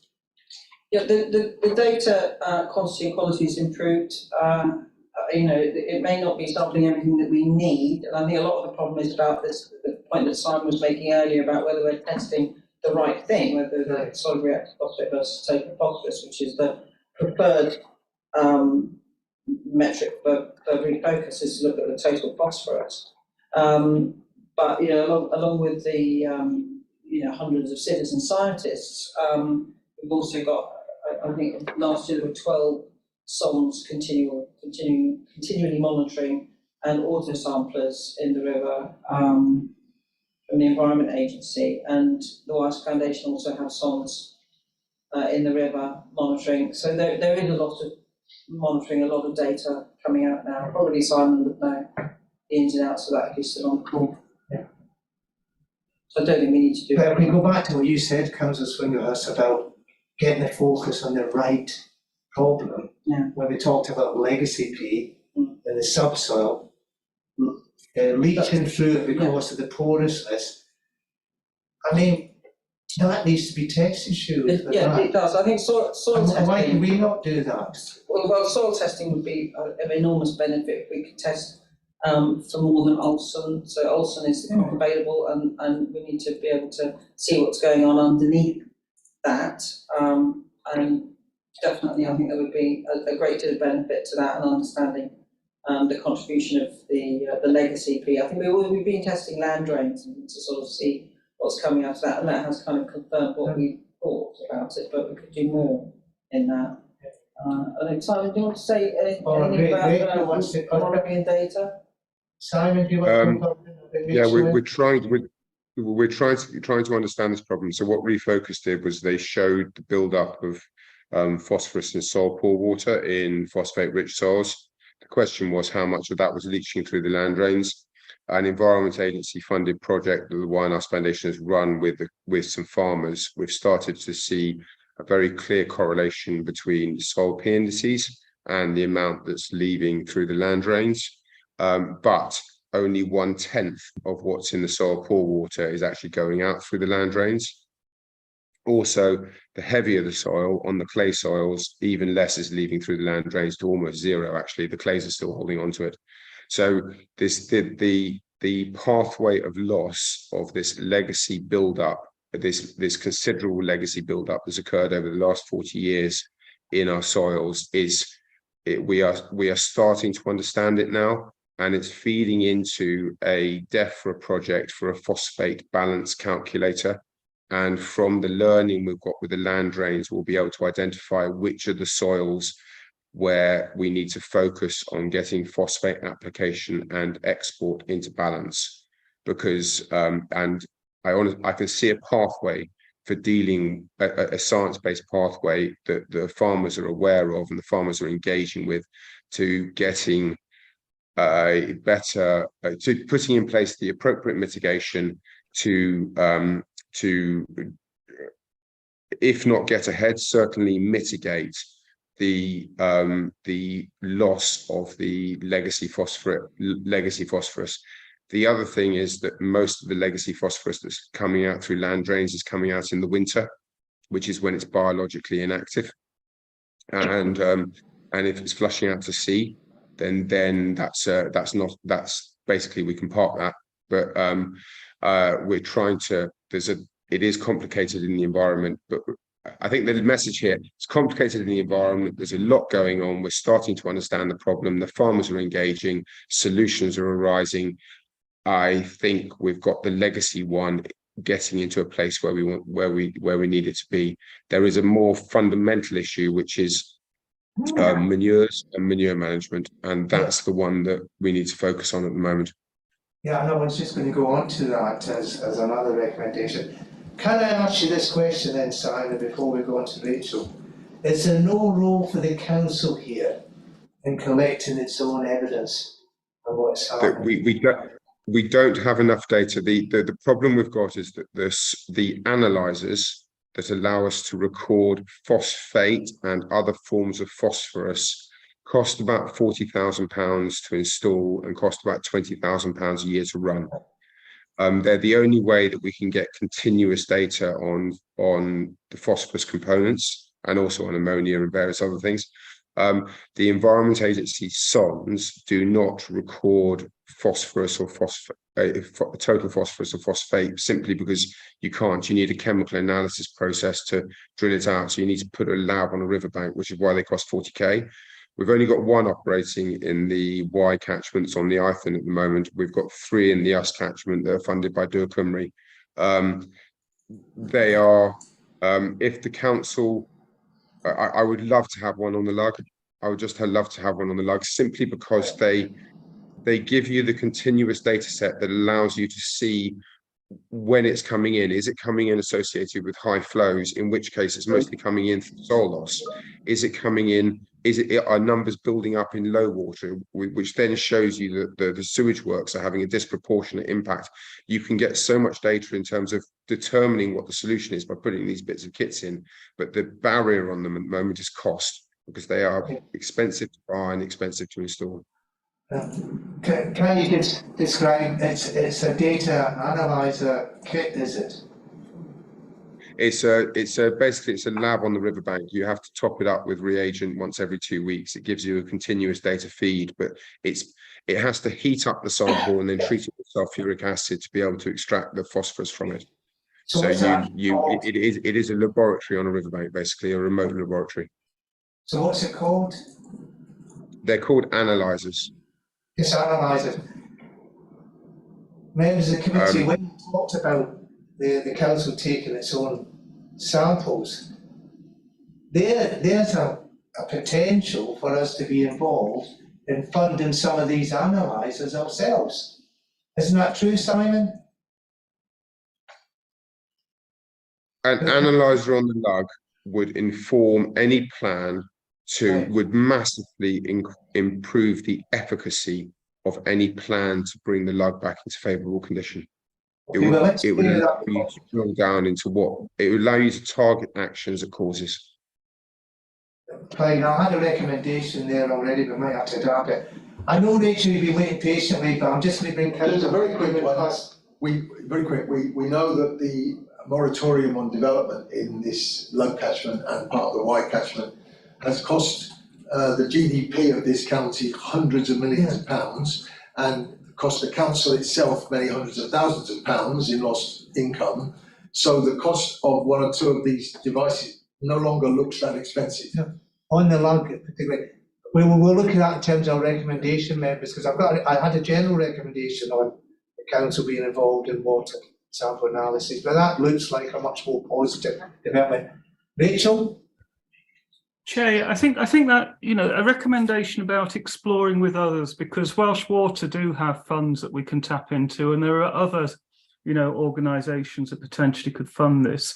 But this is one area where I think, you know, we've got what's happening in our poultry industry, which is one of the largest emitters, and we've got a better understanding of that. We've got a better understanding of what's happening in the river.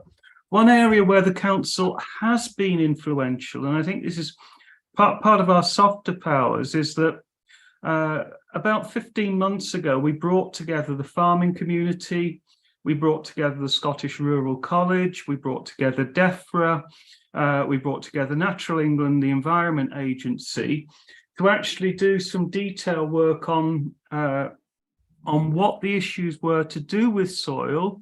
And out of that came the soil testing work that Simon is referring to. So a new tool that actually will measure phosphate within field rather than having to send it off to labs is now about to be trialled. And further tools that will actually allow farmers to make better choices about, if I plant my cover crop early or later, this is the impact it will have on what leaches into the river. So those tools are in development, are coming, and I would encourage, you know, any further work to come out of that influencing power that we do have, where we get involved, we bring people together, and when the right people together and are doing things, even if it's not our role, we then stand back as somebody that has assisted in that way. I hope that helps, Chair. It does help, Rachel, but I still stand by what we've just said about the immediate benefit of having a couple of tested analysers that are proven on the lug, to, as you said rightly, Councillor Highfield, to try and help to add to the evidence of how the river is actually progressing in terms of its recovery. It was the lug that was first identified as a problem for the why. So, and yet we don't have a measure on the lug. Yeah. So, yeah, I think that will be one of our recommendations. I did want to go on to one of your pet subjects, Councillor Swindle, that's when you were a member, which is manure management plans. And I also want to touch upon, as we talked about, the mountains of slurry that can be stored within farms and can reach down the lanes into the rivers, and we've all seen them. And that is the storage of silage, slurry and agricultural fuel oils regulations. And I really do feel there's maybe some work to be done with the EA on raising more awareness about both of them and what farmers could perhaps do in terms of the requirements that are laid down with both of them. And I wanted to just test with you where you felt that was a good recommendation as well.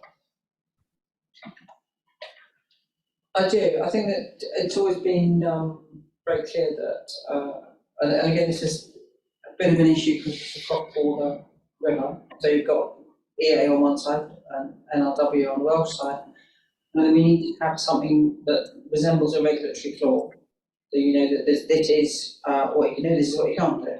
And then you know that when somebody's going above that and when they're going below that, and that there is a consequence for going below that. Now the regulator is trying, on the English side, is regulating using SAPO and also farm rules for water. Farm rules for water could be better. And on the Welsh side, they've got the control of agricultural pollution regs, which I think is undergoing a review at the moment, and that needs to be improved somewhat, because there is a focus generally on nitrogen or nitrates over phosphates, and we actually need to make sure that they're looking at both. It should be simply that it is not over applied. You do not over apply nutrient, and that's the basic kind of concept with farming rules for water. But farming rules for water, if the phosphate, you know, please don't over apply phosphate, but if it is combined in such a way that it's not reasonably practicable to separate it, then, you know, as long as you're not over applying nitrogen, you can apply you won't get into trouble for over applying the phosphate. And where you've got a catchment that's got a superabundance of a phosphate-rich manure, that creates a problem. So we need to see improved regulation, and we also need to see improved enforcement of that regulation. Now, the EA are going out and doing a lot more farm visits. They are, and so they are, you know, clearly making a really concerted effort. And they did, I think, recently a kind of a blitz of 22 farms in 2 days or something, which did show somewhat a problem. I think of some 60 or 70% of them are non-compliant with farming rules for water. So there's clearly more work to be done in getting the understanding of the regulation across. So yeah, but mainly this falls to the regulators. On I mean, it's with the EA, right, and it just requires resources and focus and determination to get that right. Because I'm really conscious of what Councillor Morris has said about browbeating the farmers all the time. So I think we need to have at least that process by which we give them a chance through an awareness and education campaign to actually understand what the requirements are. And I understand that the manure management plans is a red tractor assurance process as well. And I wonder just what was happening with that. Yeah, that's a really good question, and that was something that I'm waiting for a response for the non-compliant farms, how many are in an insurance scheme, because the EA did run an interesting project on the Axe, which showed a very high level of non-compliance, and that was with red tractor farms. So clearly there's some work to be done with the assurance scheme as well. But you know, by and large, this is about getting it right. It's not about, you know, not trying to pick on anyone. And actually, the point that Councillor Thomas was making is that there are some farmers who are, you know, in a minority, but they, you know, I think it is a frustration of the majority of farmers that they're not being dealt with, and that's, you know, but it's getting that balance right. We don't want to appear to be, you know, going too much in one direction or the other. But we've got to have a regulatory floor that's fairly and evenly applied. Point of order, Chair. Yes. This scrutiny session is quite rightly about what the council can do. We are beginning to stray into the territory of what the EA could do. I would respectfully suggest to the committee that before making recommendations in that area, they might want to invite somebody from the Environment Agency as a witness to those particular issues, so that you have a chance to speak to it before your recommendations rather than after the fact. Oh yeah, we'll consider that. Thank you, Rachel. Sorry that I should have been calling you. It's not Councillor Thomas. It's because my glasses, the way it was reflected. Sorry, as long as you don't call me late for the recommendation is actually with the EA, but we'll consider whether we have to actually approach them. Although having said that, we have had all that evidence in front of us, members, and it's all pointed to this being an issue for us. And I want to just finish before I invite members to actually consider the recommendations, is continuing that debate, Councillor Swinghouse, about what we can do to encourage farmers to come on board.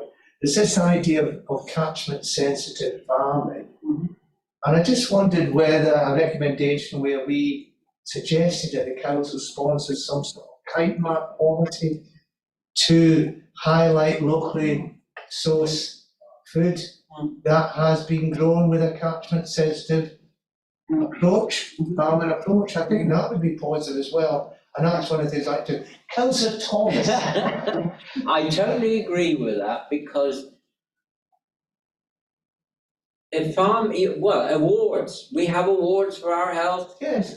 And I think probably that might be more use than virtually anything we've spoken about, because the big problem with agriculture at the moment is they feel they are the bad boys, as I said, and they are getting very, very fed up with it, and to the point where I think they are now going to call out the bad boys anyway, as I discovered yesterday.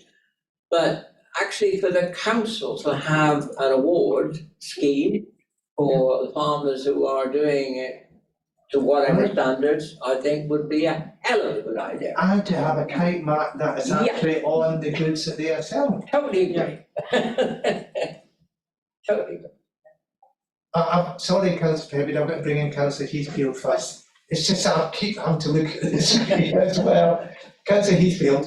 I just wanted to say, especially on that point, that the Herefordshire Food Alliance has already done a really good bit of work on that, and as they're calling it river-friendly farming and river-friendly food, and they have a series coming up of a breakfast, a lunch and a dinner in different market towns where this food will be served up. So I think there's already good stuff we can draw. Oh, yes, but a kite mark which would actually show what's been done, sponsored by the council, I think would be very powerful. Councillor Perry? That was exactly my point, that Councillor Heathfield. So yeah, the Herefordshire Food Alliance, and there's also the Sustainable Food Places Award. So there are some really good schemes locally. But having a council-led award scheme gives it that much more gravitas and weight, notwithstanding that these groups are doing wonderful work. It actually does help to actually get it across to farmers that if you follow this, you have an award, a kite mark, that'll help you to sell your goods in the marketplace. Yeah. I think as a recommendation, it's still worth putting forward to see where we go with it. Councillor Highfield. Yeah, I agree, and the red tractor kite mark has been somewhat compromised, I'm afraid. So I think if we are careful with our own and make sure it's very valid and can use these other bodies as data and as partners in that. Yeah. I'm going to draw the debate to a close now, because that's 10 to 12. We only have 3 hours. Sorry, Councillor Hyde. Yes, now we're in the end, I have a question. It's a bit of homework for Simon, a suggestion to Simon. He mentioned, I think, 108 bodies that are involved in this whole rivers process. I'd dearly like, and it would be a terrible amount of homework, to have a by subject area list of what those 108 bodies are and what they do. So we can have that as a sort of a reference for our work going forward. So not by an alphabetical order, because it will never make sense to us, but if you look at who's working on leaching, who's working on measurement, who's working on this, that and the other thing, we can look it up and see who it is, and we can refer to that when we're doing our work in future. I don't know if that's too much work with Simon. Simon? Can be done. It ranges from governments to supermarkets to supply chains to deliverers to farmers to citizen scientists to wildlife trusts, etc., etc., etc. So there's and the councils have seats on them as well. So there's I can happily split it into governance, supply chain, regulator, etc., etc. Thank you very much. And will we make that a recommendation, Councillor Hyde? Please. Yes, we'll make that a recommendation then. Thank you, Simon. And it's nice to see that we can make a recommendation for one of our expert witnesses to that report, because you've given us your valuable time by attending, Simon, and I'm very grateful for that. I think we have to come to the time now where we have to do so our recommendation. If you want to indicate acceptance with Councillor Heathfield, although you can't vote, I would still like your views on the recommendations, please. That's all right. So I couldn't hear that exactly. I can't vote. You can't vote on the recommendations, Councillor Heathfield, but I would still like to have your views if you've got any on the recommendations we put forward. Oh, Thank great. you. Thank you very much.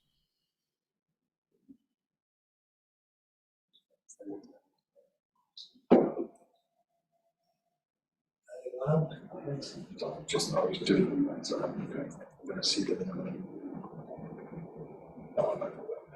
It's better to be on screen rather to read them out. Yeah.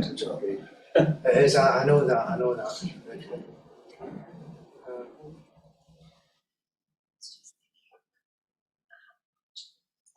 It's not happening, is it? No, it's not. It's what I haven't taken note to Joelle yet. No.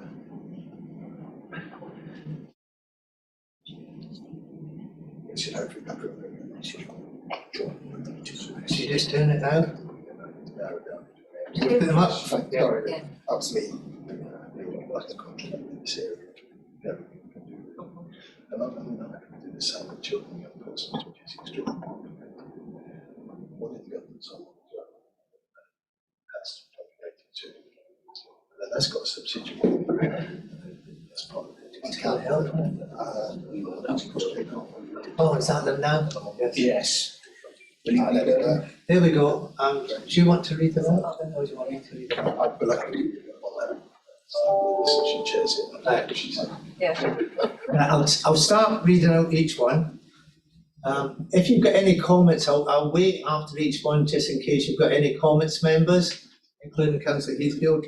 The first one is the executive should consider drawing up a river improvement direct action plan itself, constructed about the council's existing statutory responsibilities to inform policy development, prioritisation on actions to be taken, including those in the pipeline, budget and resourcing. This would also refer to and draw from related plans being constructed by partners. Happy with that, members? Yes? Okay. Going on to the second one, and I know Councillor Sonia Huss is looking at it, but you have the final say, so it's a second one. The executive should collect its own water quality samples through, through funding an analyser in the River Lug specifically, and there's 3 reasons for that. First, to fulfil its role as a competent authority under the habitat regulations. Second, to use as evidence on the state of our rivers and our catchment areas and negotiate with partners on the required river improvement actions. I know it's specifically about the Lug, but I think that's still an important point. Third, as a response to the claim by Refocus in their latest report that current inconsistencies in river water quality monitoring programmes are confounding understanding of the impact of variable ambient pressures and pre-surfaces of river pollution. It's specific to River Lug, first of all, but that could be developed by funding further analysers over time. But it's back to your point, Councillor Thomas, about that evidence. If we're going to say it is a farming community, let's put down the evidence specifically to it so you can have that debate. Any comments on that so far? Third, and I know that Rachel was a bit... Sorry, Councillor, could I come in with a comment? Yes, you can, yes. Yeah. I've been part of a citizen science team collecting samples at 3 points for the last 2 years. So I really do understand how much work that takes. And I think it's really important to note that the citizen science teams, particularly Friends of the Upper Y, Lower Y, and CPRE, have basically created that data management collection system with a massive team of volunteers. And I think the only thing that we as a council could potentially do is, with partners, fund that purchase and then management of that analyzer, a single analyzer on the Lug. I think that's what Simon Evans was getting at, that is the data gap, really, that continuous collection on the Lug. So I'd like to really tie it down to that, because I'm worried that otherwise, yeah, we're not asking the council to kind of set up a whole new set of volunteer citizen scientists. I don't think. Can we go back to that one, Clark? perhaps take out this, the third point. No, maybe not the third point. If you go down to, if you bring the screen down a bit,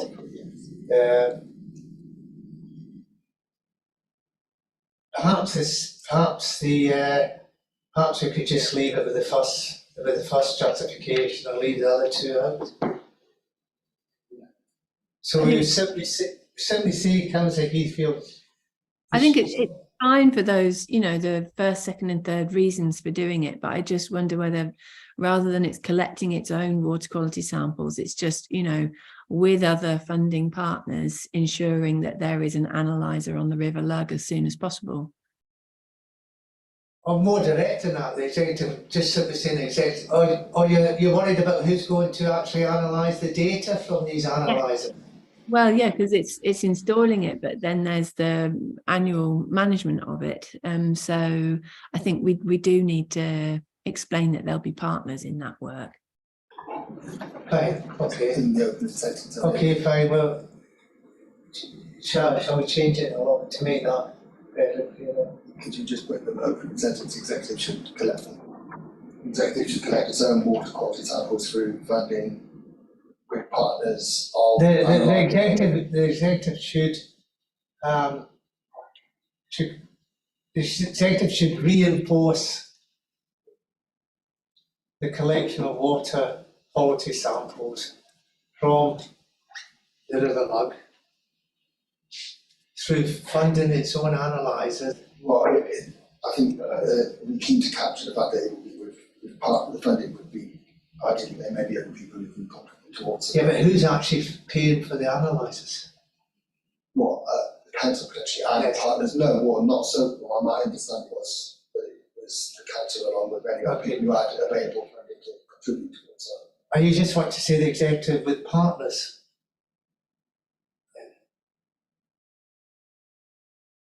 I'm open to debate. Does anyone else want? Well,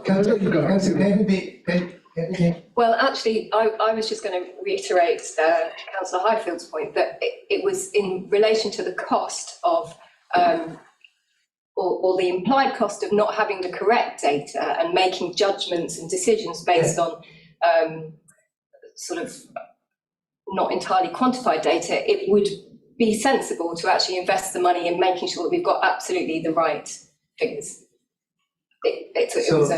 So we want to actually say that. And this is a proposal, Chairman. They can answer with an alternative suggestion or reject it if they wish, but we're only proposing. We're only proposing it, that's right. Are we happy with the word in there? I am, and if some aspects of it they don't like, or they wish to suggest an alternative way of achieving it, it means. Right. You're happy with that as well? I'm asking, Councillor Heathfield, the suggestion here is that we still put the proposal forward, and that as has been said, then the executive can respond along the lines of whether they can actually realistically do it or not, and what they need to actually achieve it. Is that what you said, Councillor Pedersen?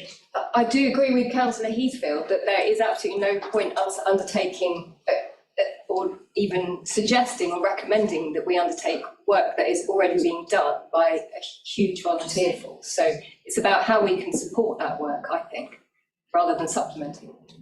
Councillor, I think there's a slight difference here.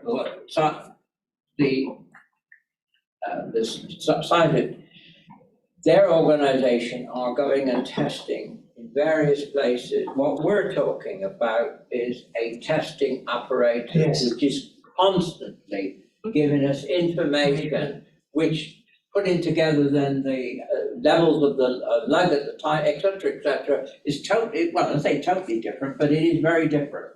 So I think maybe we should stick to what we've got, yes. You happy with that, members?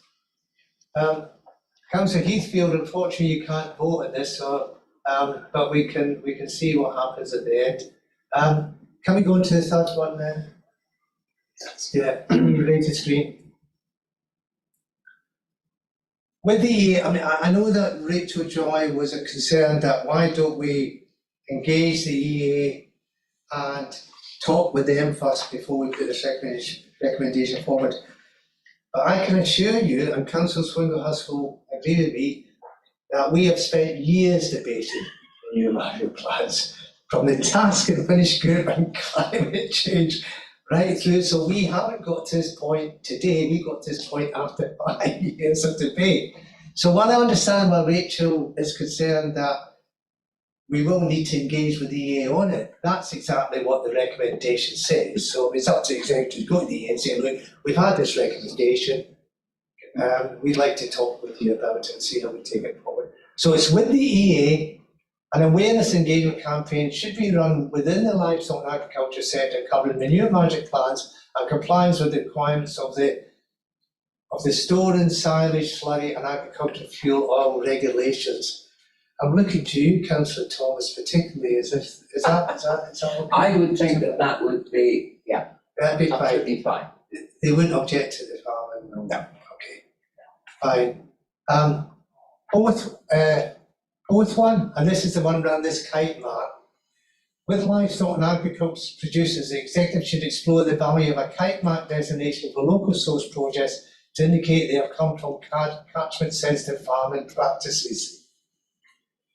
I think we need to incorporate a reference to the bodies that are already in some way or other engaged in that, so we acknowledge their work and maybe partner with them in that production of a kite mark. You're talking about Red Tractor?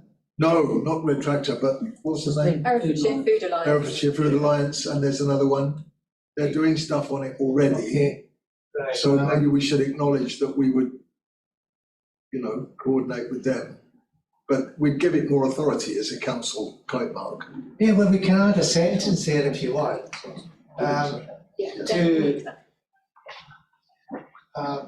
So we've said the executive should explore, and at the end we could say this should include discussions with. Yeah. And then you need to say who the other. This should include discussions with. Yeah, Herefordshire Food Alliance.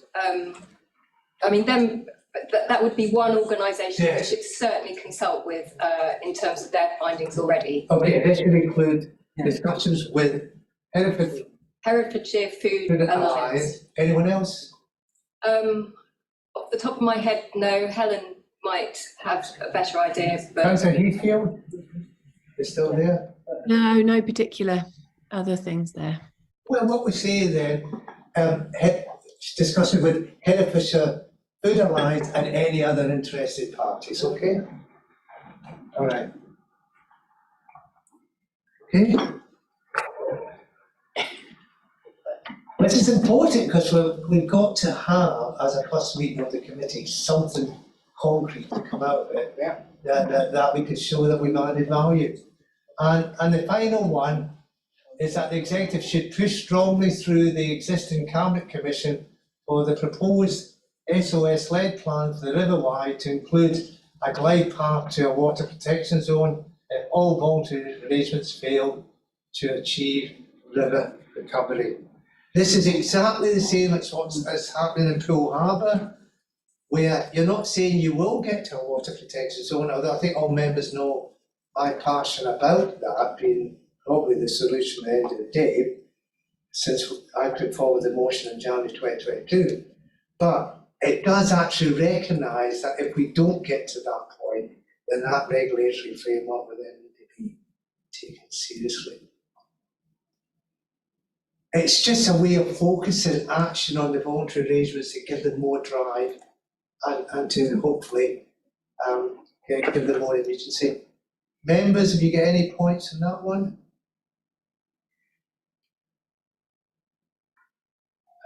Councillor Heathfield, have you any further comments? Particularly on 5 or? Yes, 5. Yeah, no, I'm I like that phrase of a glide path to a WPZ. Yeah. Okay. I would like to vote for these en bloc rather than individually. Are members happy to vote for them en bloc? Oh, sorry, Councillor Heathfield, unfortunately only the members in the room. All those in favour? That's unanimous. Excellent. Ben, unless you want to hang about for flooding, you can go now. Are you going to call Stephen? Stephen. Is there? Oh, is there? Sorry, Yeah. Steve. I'm sorry, I didn't know it should come in. That's okay. Right. Thank you very much, and that ends item 7. We now move on to the executive response to recommendations on the local flood risk management strategy action plan. I should explain to members who are new to the committee that this is a previous scrutiny that the committee ran last year. I think it was in November, 18th November. What happens with our recommendations is they go before Cabinet, first of all, to be noted, and I attend as chair simply to present them formally to Cabinet. I didn't want to get involved in debate that time. And then once the executive have the response to it, and they have 2 months to do that, and unfortunately because of the elections, this is to be delayed. It would normally be considered far earlier. We get a response to all the recommendations that we've made on a particular topic and come back to the committee for us to consider whether we want to create further recommendations from that, because A, we're not happy with what's been said, or B, thank officers and the executive for agreeing with our recommendations and just simply note them. Now, on these 10 recommendations on the flood risk management strategy action plan, 8 have been agreed and only 2 have been partially accepted. Now, I've already warned Steve that as far as I'm concerned, the only things I want to bring out on this particular topic are these 2 partially accepted recommendations. I don't see any point in going over those that have been agreed fully unless members have points of clarification or any other concerns that they may have. So I'm opening the floor to you if you want to say anything this time before I move on to recommendations 5 and 6. And I'm really just going to hopefully have a discussion with you, Steve, around why they were only partially accepted and to see whether there's anything more that we need to tease out as a committee in terms of maybe any further recommendations that we might want. Mark, is it easy enough to put the 2 recommendations that I've mentioned on the screen again, or is that going to take too long? Can read them out. You can read them out perhaps. Let's start with recommendation 5 then, and read them out, and then we'll take the debate at that point, and then we'll go to recommendation 6.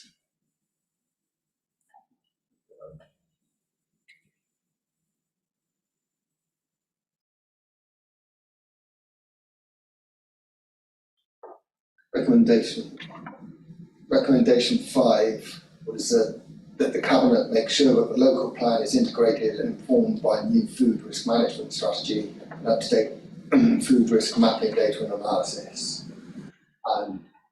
Yeah, just before we go, the idea of that recommendation, the idea of that, Sorry, flood, I'm in my glasses.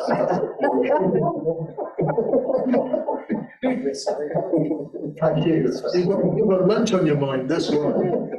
I haven't got them in. The idea of that recommendation was that there's been a concern by me and others that there's a lot of plans emerge and how do they read across to each other.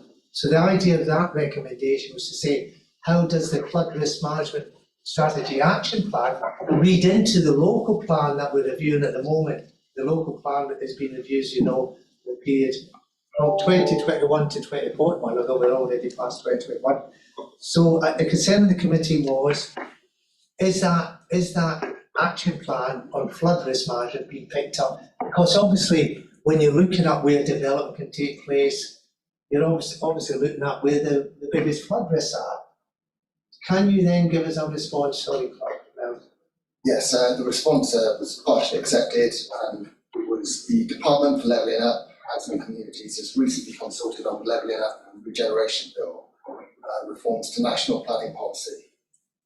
Whilst the timings of the outcome of this consultation are presently unknown, documentation published to date suggests they would include development and flood risk management as a national issue, while a policy across England, and as such, not be scope for a similar policy to be included within the local plan. Right. Steve, my concern is.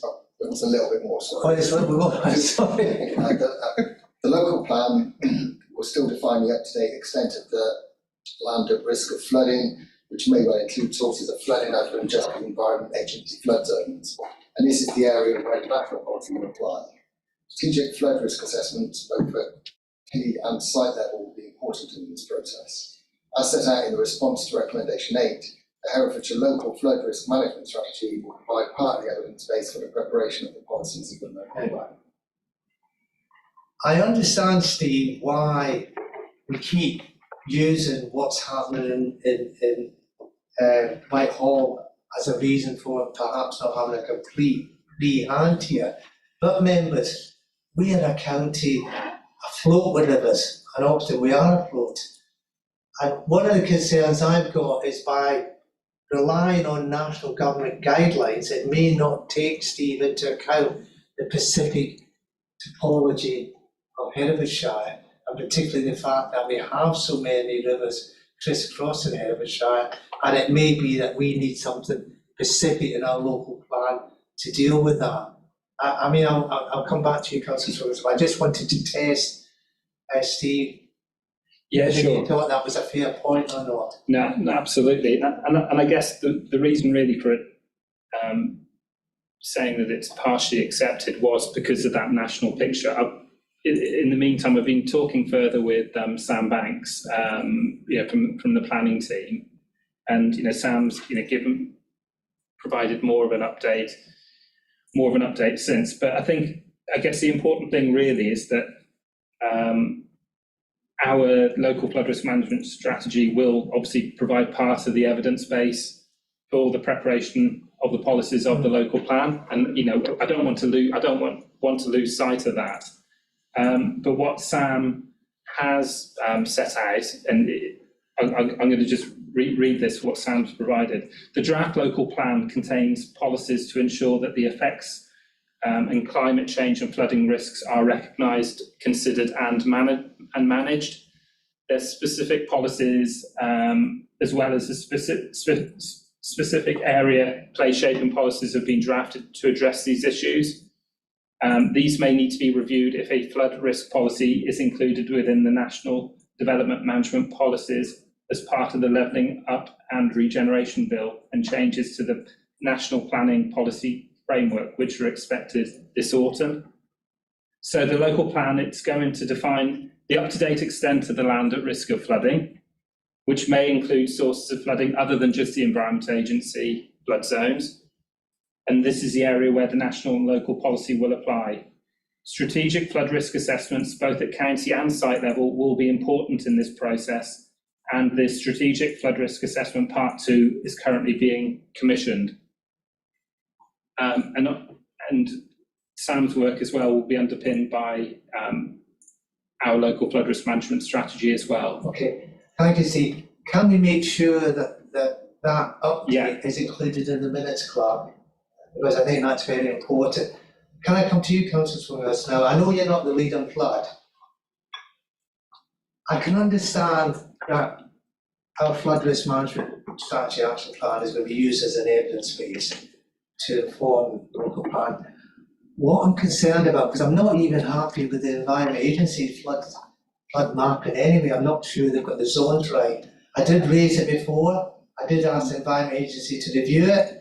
They came back to me and they said they weren't going to review it, so I've had that discussion with them before.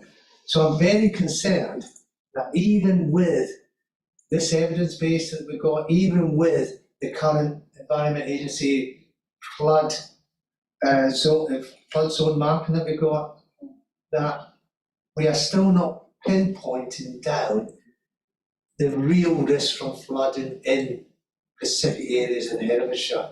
I'm just wondering, will the executive look at that and perhaps commission someone themselves to perhaps try and tease that out? Because flooding destroys people's lives. I mean, I've seen it in my ward, and I've had residents complain about the EA flood risk mapping, saying it's not right, and that concerns me. And I just feel that if we rely on central government policy, that we may actually end up leaving our residents and businesses in certain areas of the county at risk, even with a review of the local plan. I think we've discussed this in the committee before, Councillor Swindle, as you know. I don't know, I'm not saying you might have an answer today. I'm not saying whether you want a recommendation of that today, but it just seems to me that there's something missing there. And it's a problem. Once you've written a local plan, members, it's very hard then to try and nuance it.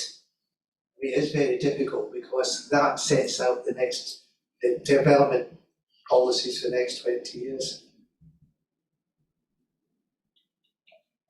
Yeah, flooding is really difficult. And it's, it's a subject that I'm fascinated by, as you know. It's something that, if it can be avoided, if that kind of awful disruption and terrible stress that's caused by it, can be avoided in cases, then obviously that's what must be.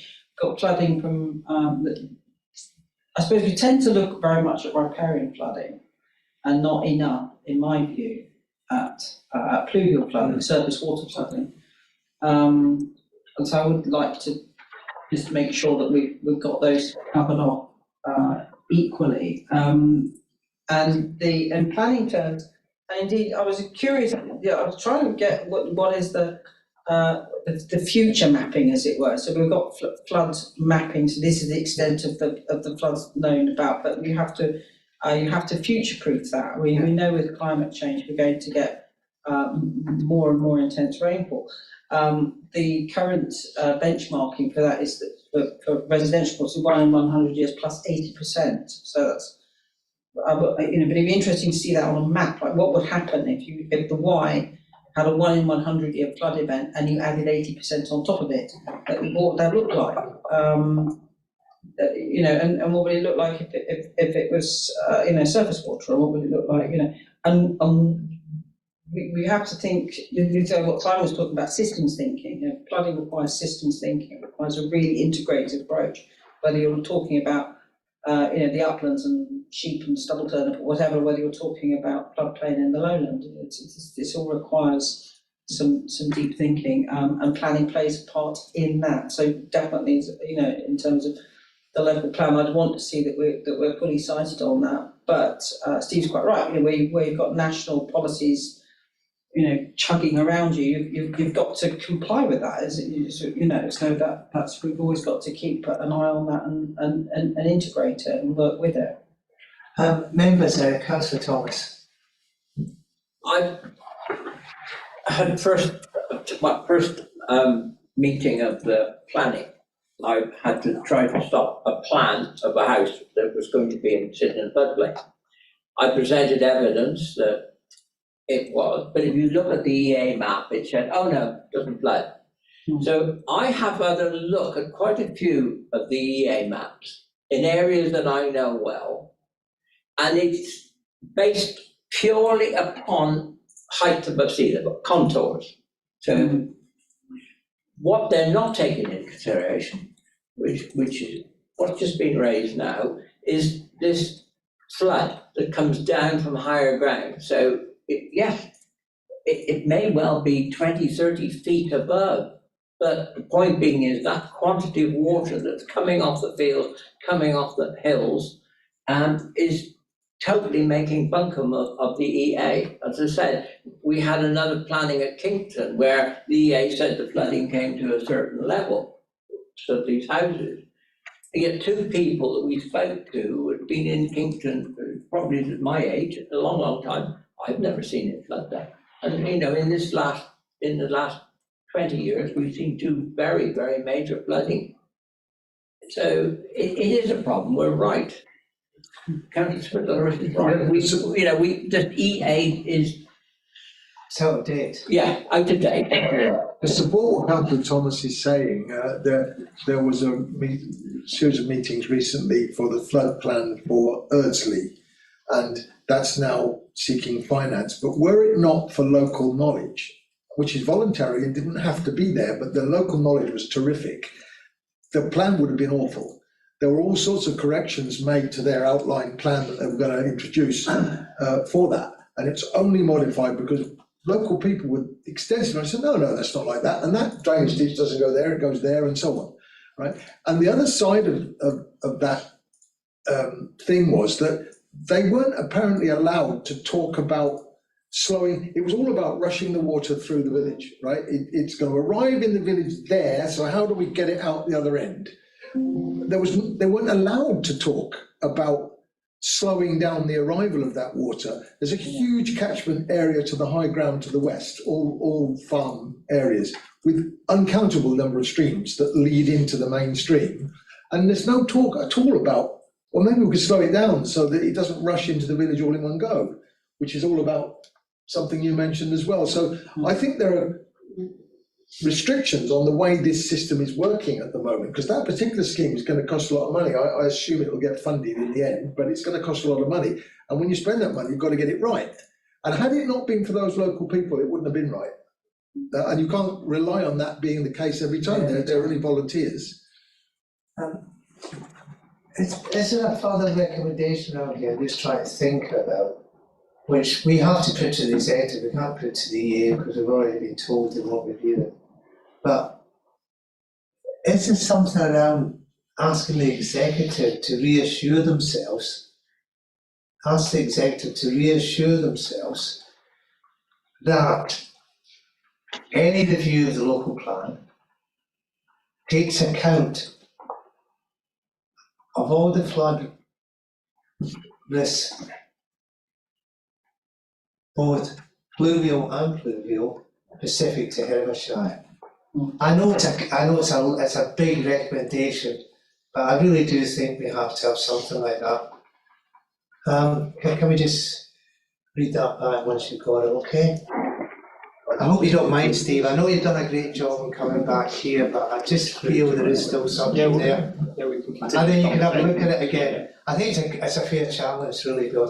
Right, do you want to read it? Yes, Thanks, I've got to ask the executive to reassure themselves that any review of the local plan takes account of all the flood risks, both fluvial and pluvial, it was said, and fluvial and pluvial. Fluvial and pluvial. Specific to Hertfordshire. Yeah. Excellent. Thank you. Can you read out the second partial accepted recommendation, please? I think that's quite short. We haven't got Liz here, unfortunately, but just have to see how we go. Recommendation 6, that the council carry out habitat risk assessments for landscape mitigation measures being undertaken to protect wildlife environments and ecosystems. And the answer was? The answer to that, which was partially accepted, was arrangements are in place around the production of HRAs, and consider in conjunction with BBLP and the ecology team whether any amendments to these processes are required. Steve, do you want to give us some more background on that, please? Yeah, well, I guess I was going to give you a bit of an update, really, just in terms of there is there's various processes in the background here, but we're looking at developing a process for assessing projects in respect of HRAs, where I guess it's a decision whether screening out is acceptable, and where likely significant effects are identified and appropriate assessments need to be completed. So in short, I guess our ecology team, so Liz Dougley and her team, in conjunction with the ecologists within Balfour Beatty, we're just making some amendments to some of these processes just to make sure that we've got things covered off, completely as they should be around the process around HRAs. It literally is still a work in progress at the minute. We are, having those conversations. If Liz was here, she'd be able to give a bit more detail. But, I guess the only reason, again, we put partially accepted, we do have arrangements in place. And that was really why we said partially accepted, but we're happy to amend those processes and just just make sure that they are clear, that we all understand, what is trying to be achieved and that it is acceptable to everyone. Yeah, I think we should still ask as a committee to have that update, so that we are satisfied that that recommendation is fully signed off. Do we need to have that as a recommendation, or is it enough to confirm that in the minutes, Clark? Or put it in action. Yeah. How do we deal with it then? Not as a recommendation. No. This is an action. Yeah. Could you put it as an action in the minutes then, Clark? Yeah, I'm happy to, happy that gets, brought back. I think so, because And shared. it's one of these loose ends, and we all know when we're working through committees, that we all go away and do something else, and then a couple of years later, the loose end is gone. And then something happens and blows up, and then we find we should have done more on it. Any other points on the executive response to flooding? Anyone want to mention anything? Councillor Heathfield, are you happy? I suppose it was just interesting that it really came up this morning, didn't it? Simon Evans spoke about how important this flood management role of ours is, and so I wonder if there's a way we can make sure we keep it on our agenda, come back to it at our next meeting, check on progress. Progress. Well, when it's the next meeting, whenever you can actually get it back to us. Okay, so that's one recommendation we've got to vote on. Can you just read it out again, and then I'll ask members to vote on it.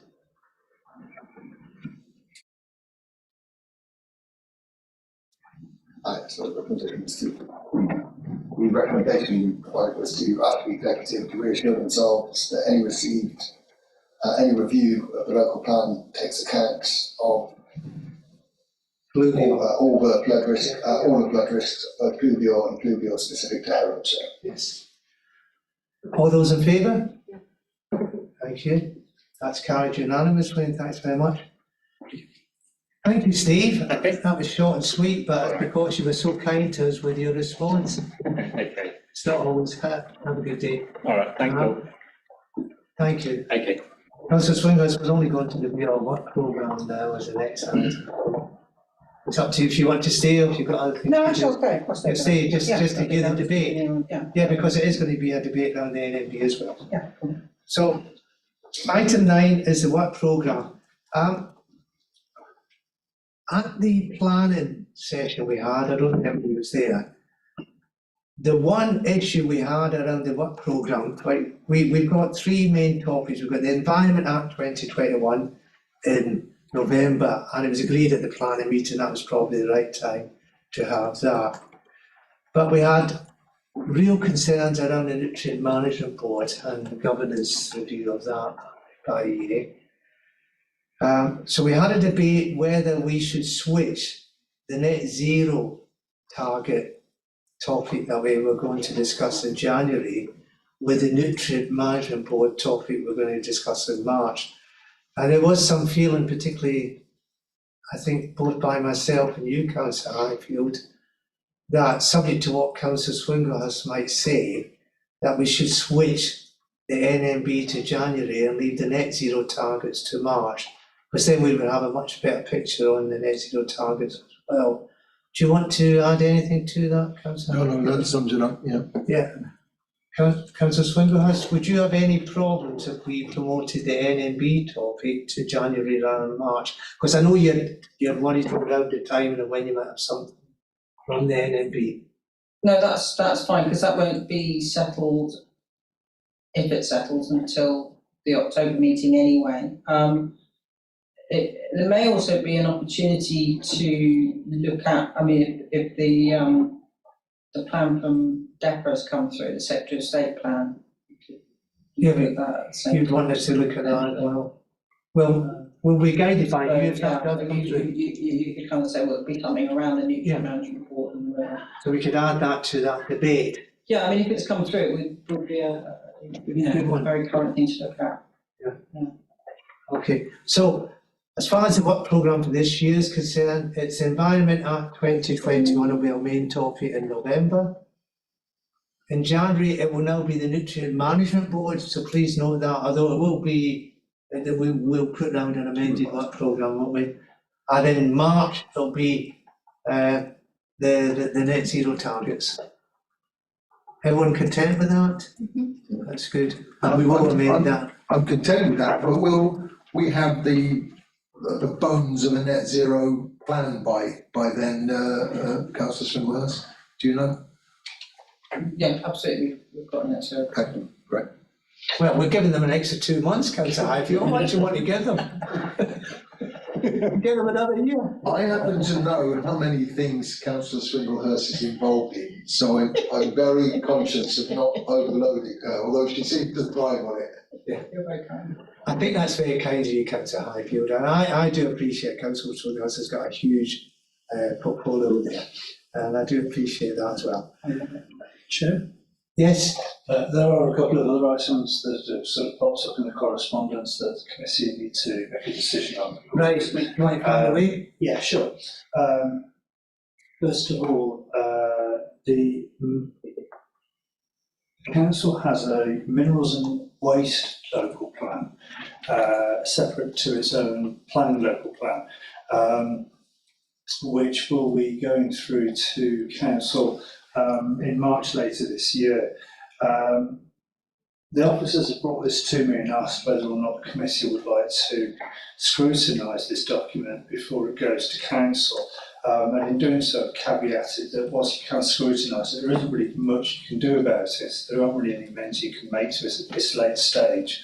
The only person that's really empowered to make changes to this stage is the planning inspector, as and when it goes to them.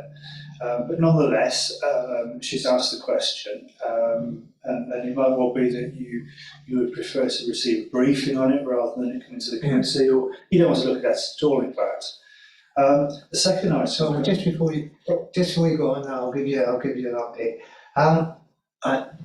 The General Scrutiny Committee did scrutinise the minimum wage plan when it was in its early draft stages, and we did a pretty thorough job on it. I mean, it was quite a thorough job. So it's not that it hasn't been scrutinised, members, that's all I'm saying. But sorry, so I just wanted to make that. Yeah. Before you go on the second one. So obviously that's for you to decide. Secondly, former councillor Jeremy Milne has asked the committee to consider looking at littering as part of its work programme. I'll quote from him. This topic would fall under the remit of the Environment and Sustainability Scrutiny Committee, signed copying the chair, councillor Stark into this reply. The committee has not identified this topic as something to include in its work programme, but I am certain that they will at least consider whether or not to do so. Right. So on the first one, members, because it's been fully scrutinised at an earlier draft stage, the minimum wage plan, my suggestion would be, though it's up to you, that I think a briefing on it would probably suffice in the office at this stage. Just to bring us up to date as to where it would help you as councillors anyway, because it probably will come before full council eventually to sign off. So I would suggest a briefing. On the second one, I do have concerns about the litter review, and I'll tell you why. It was mooted a couple of years ago that the General Scrutiny Committee should have a past and finished group on litter. Nothing happened. Wearing my Ross Town Council hat, we actually did push for that review to take place because we wanted to obviously follow what the guidance would be from that. In the meantime, dog fouling and litter enforcement, I believe, have been outsourced or about to be outsourced. Under regulatory, I'll have to check that. Check that. I think they've been outsourced. That's one item that's already moved on. And secondly, Ross Town Council has put its money where its mouth is, had a Keep Ross Tidy working group, and actually employs a cleansing operative to clean the town centre. I understand at lengths to do that as well. My main concern with Councillor Milne's approach is that they're worried about Hereford City, and I really don't want us getting involved in a litter review that's just specific about Hereford City. That's my main concern. That should be a matter for Hereford City Council to actually take on board, and that was the gist of what I said. 2 years ago was the right time to do it. It wasn't done, and that was through no fault of the GSC or this committee. There just wasn't resources, particularly at officer level, to do it. Certainly Ross has moved on and has actually taken initiative and has done its own work. And I'm pretty certain that Lems to do as well. But I'll be guided by members because at the end of the day we are a committee. And if you want to have a review on litter, then by all means we can include in the work programme. Over to you. Situation in Ledbury.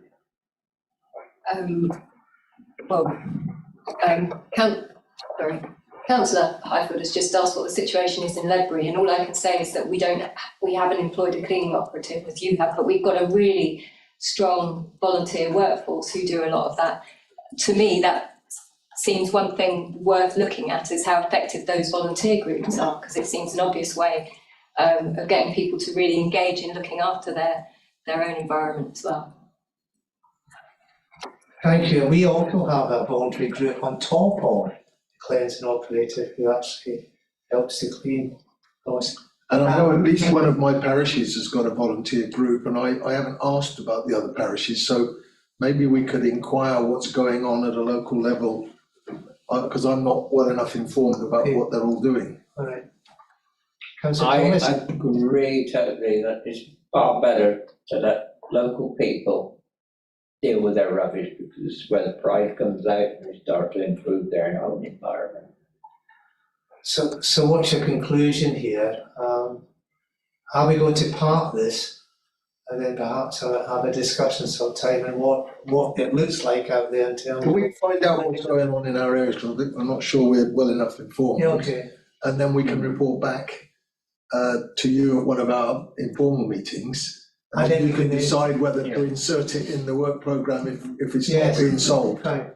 Because if it is particularly a Hereford City problem, and I'll be quite honest, I mean, my residents are always pointing to the fact that most investment goes to Hereford, and I'm just conscious we don't become a Hereford City committee on this one, because I will get feedback from my residents who say that's not what we pay our taxes for.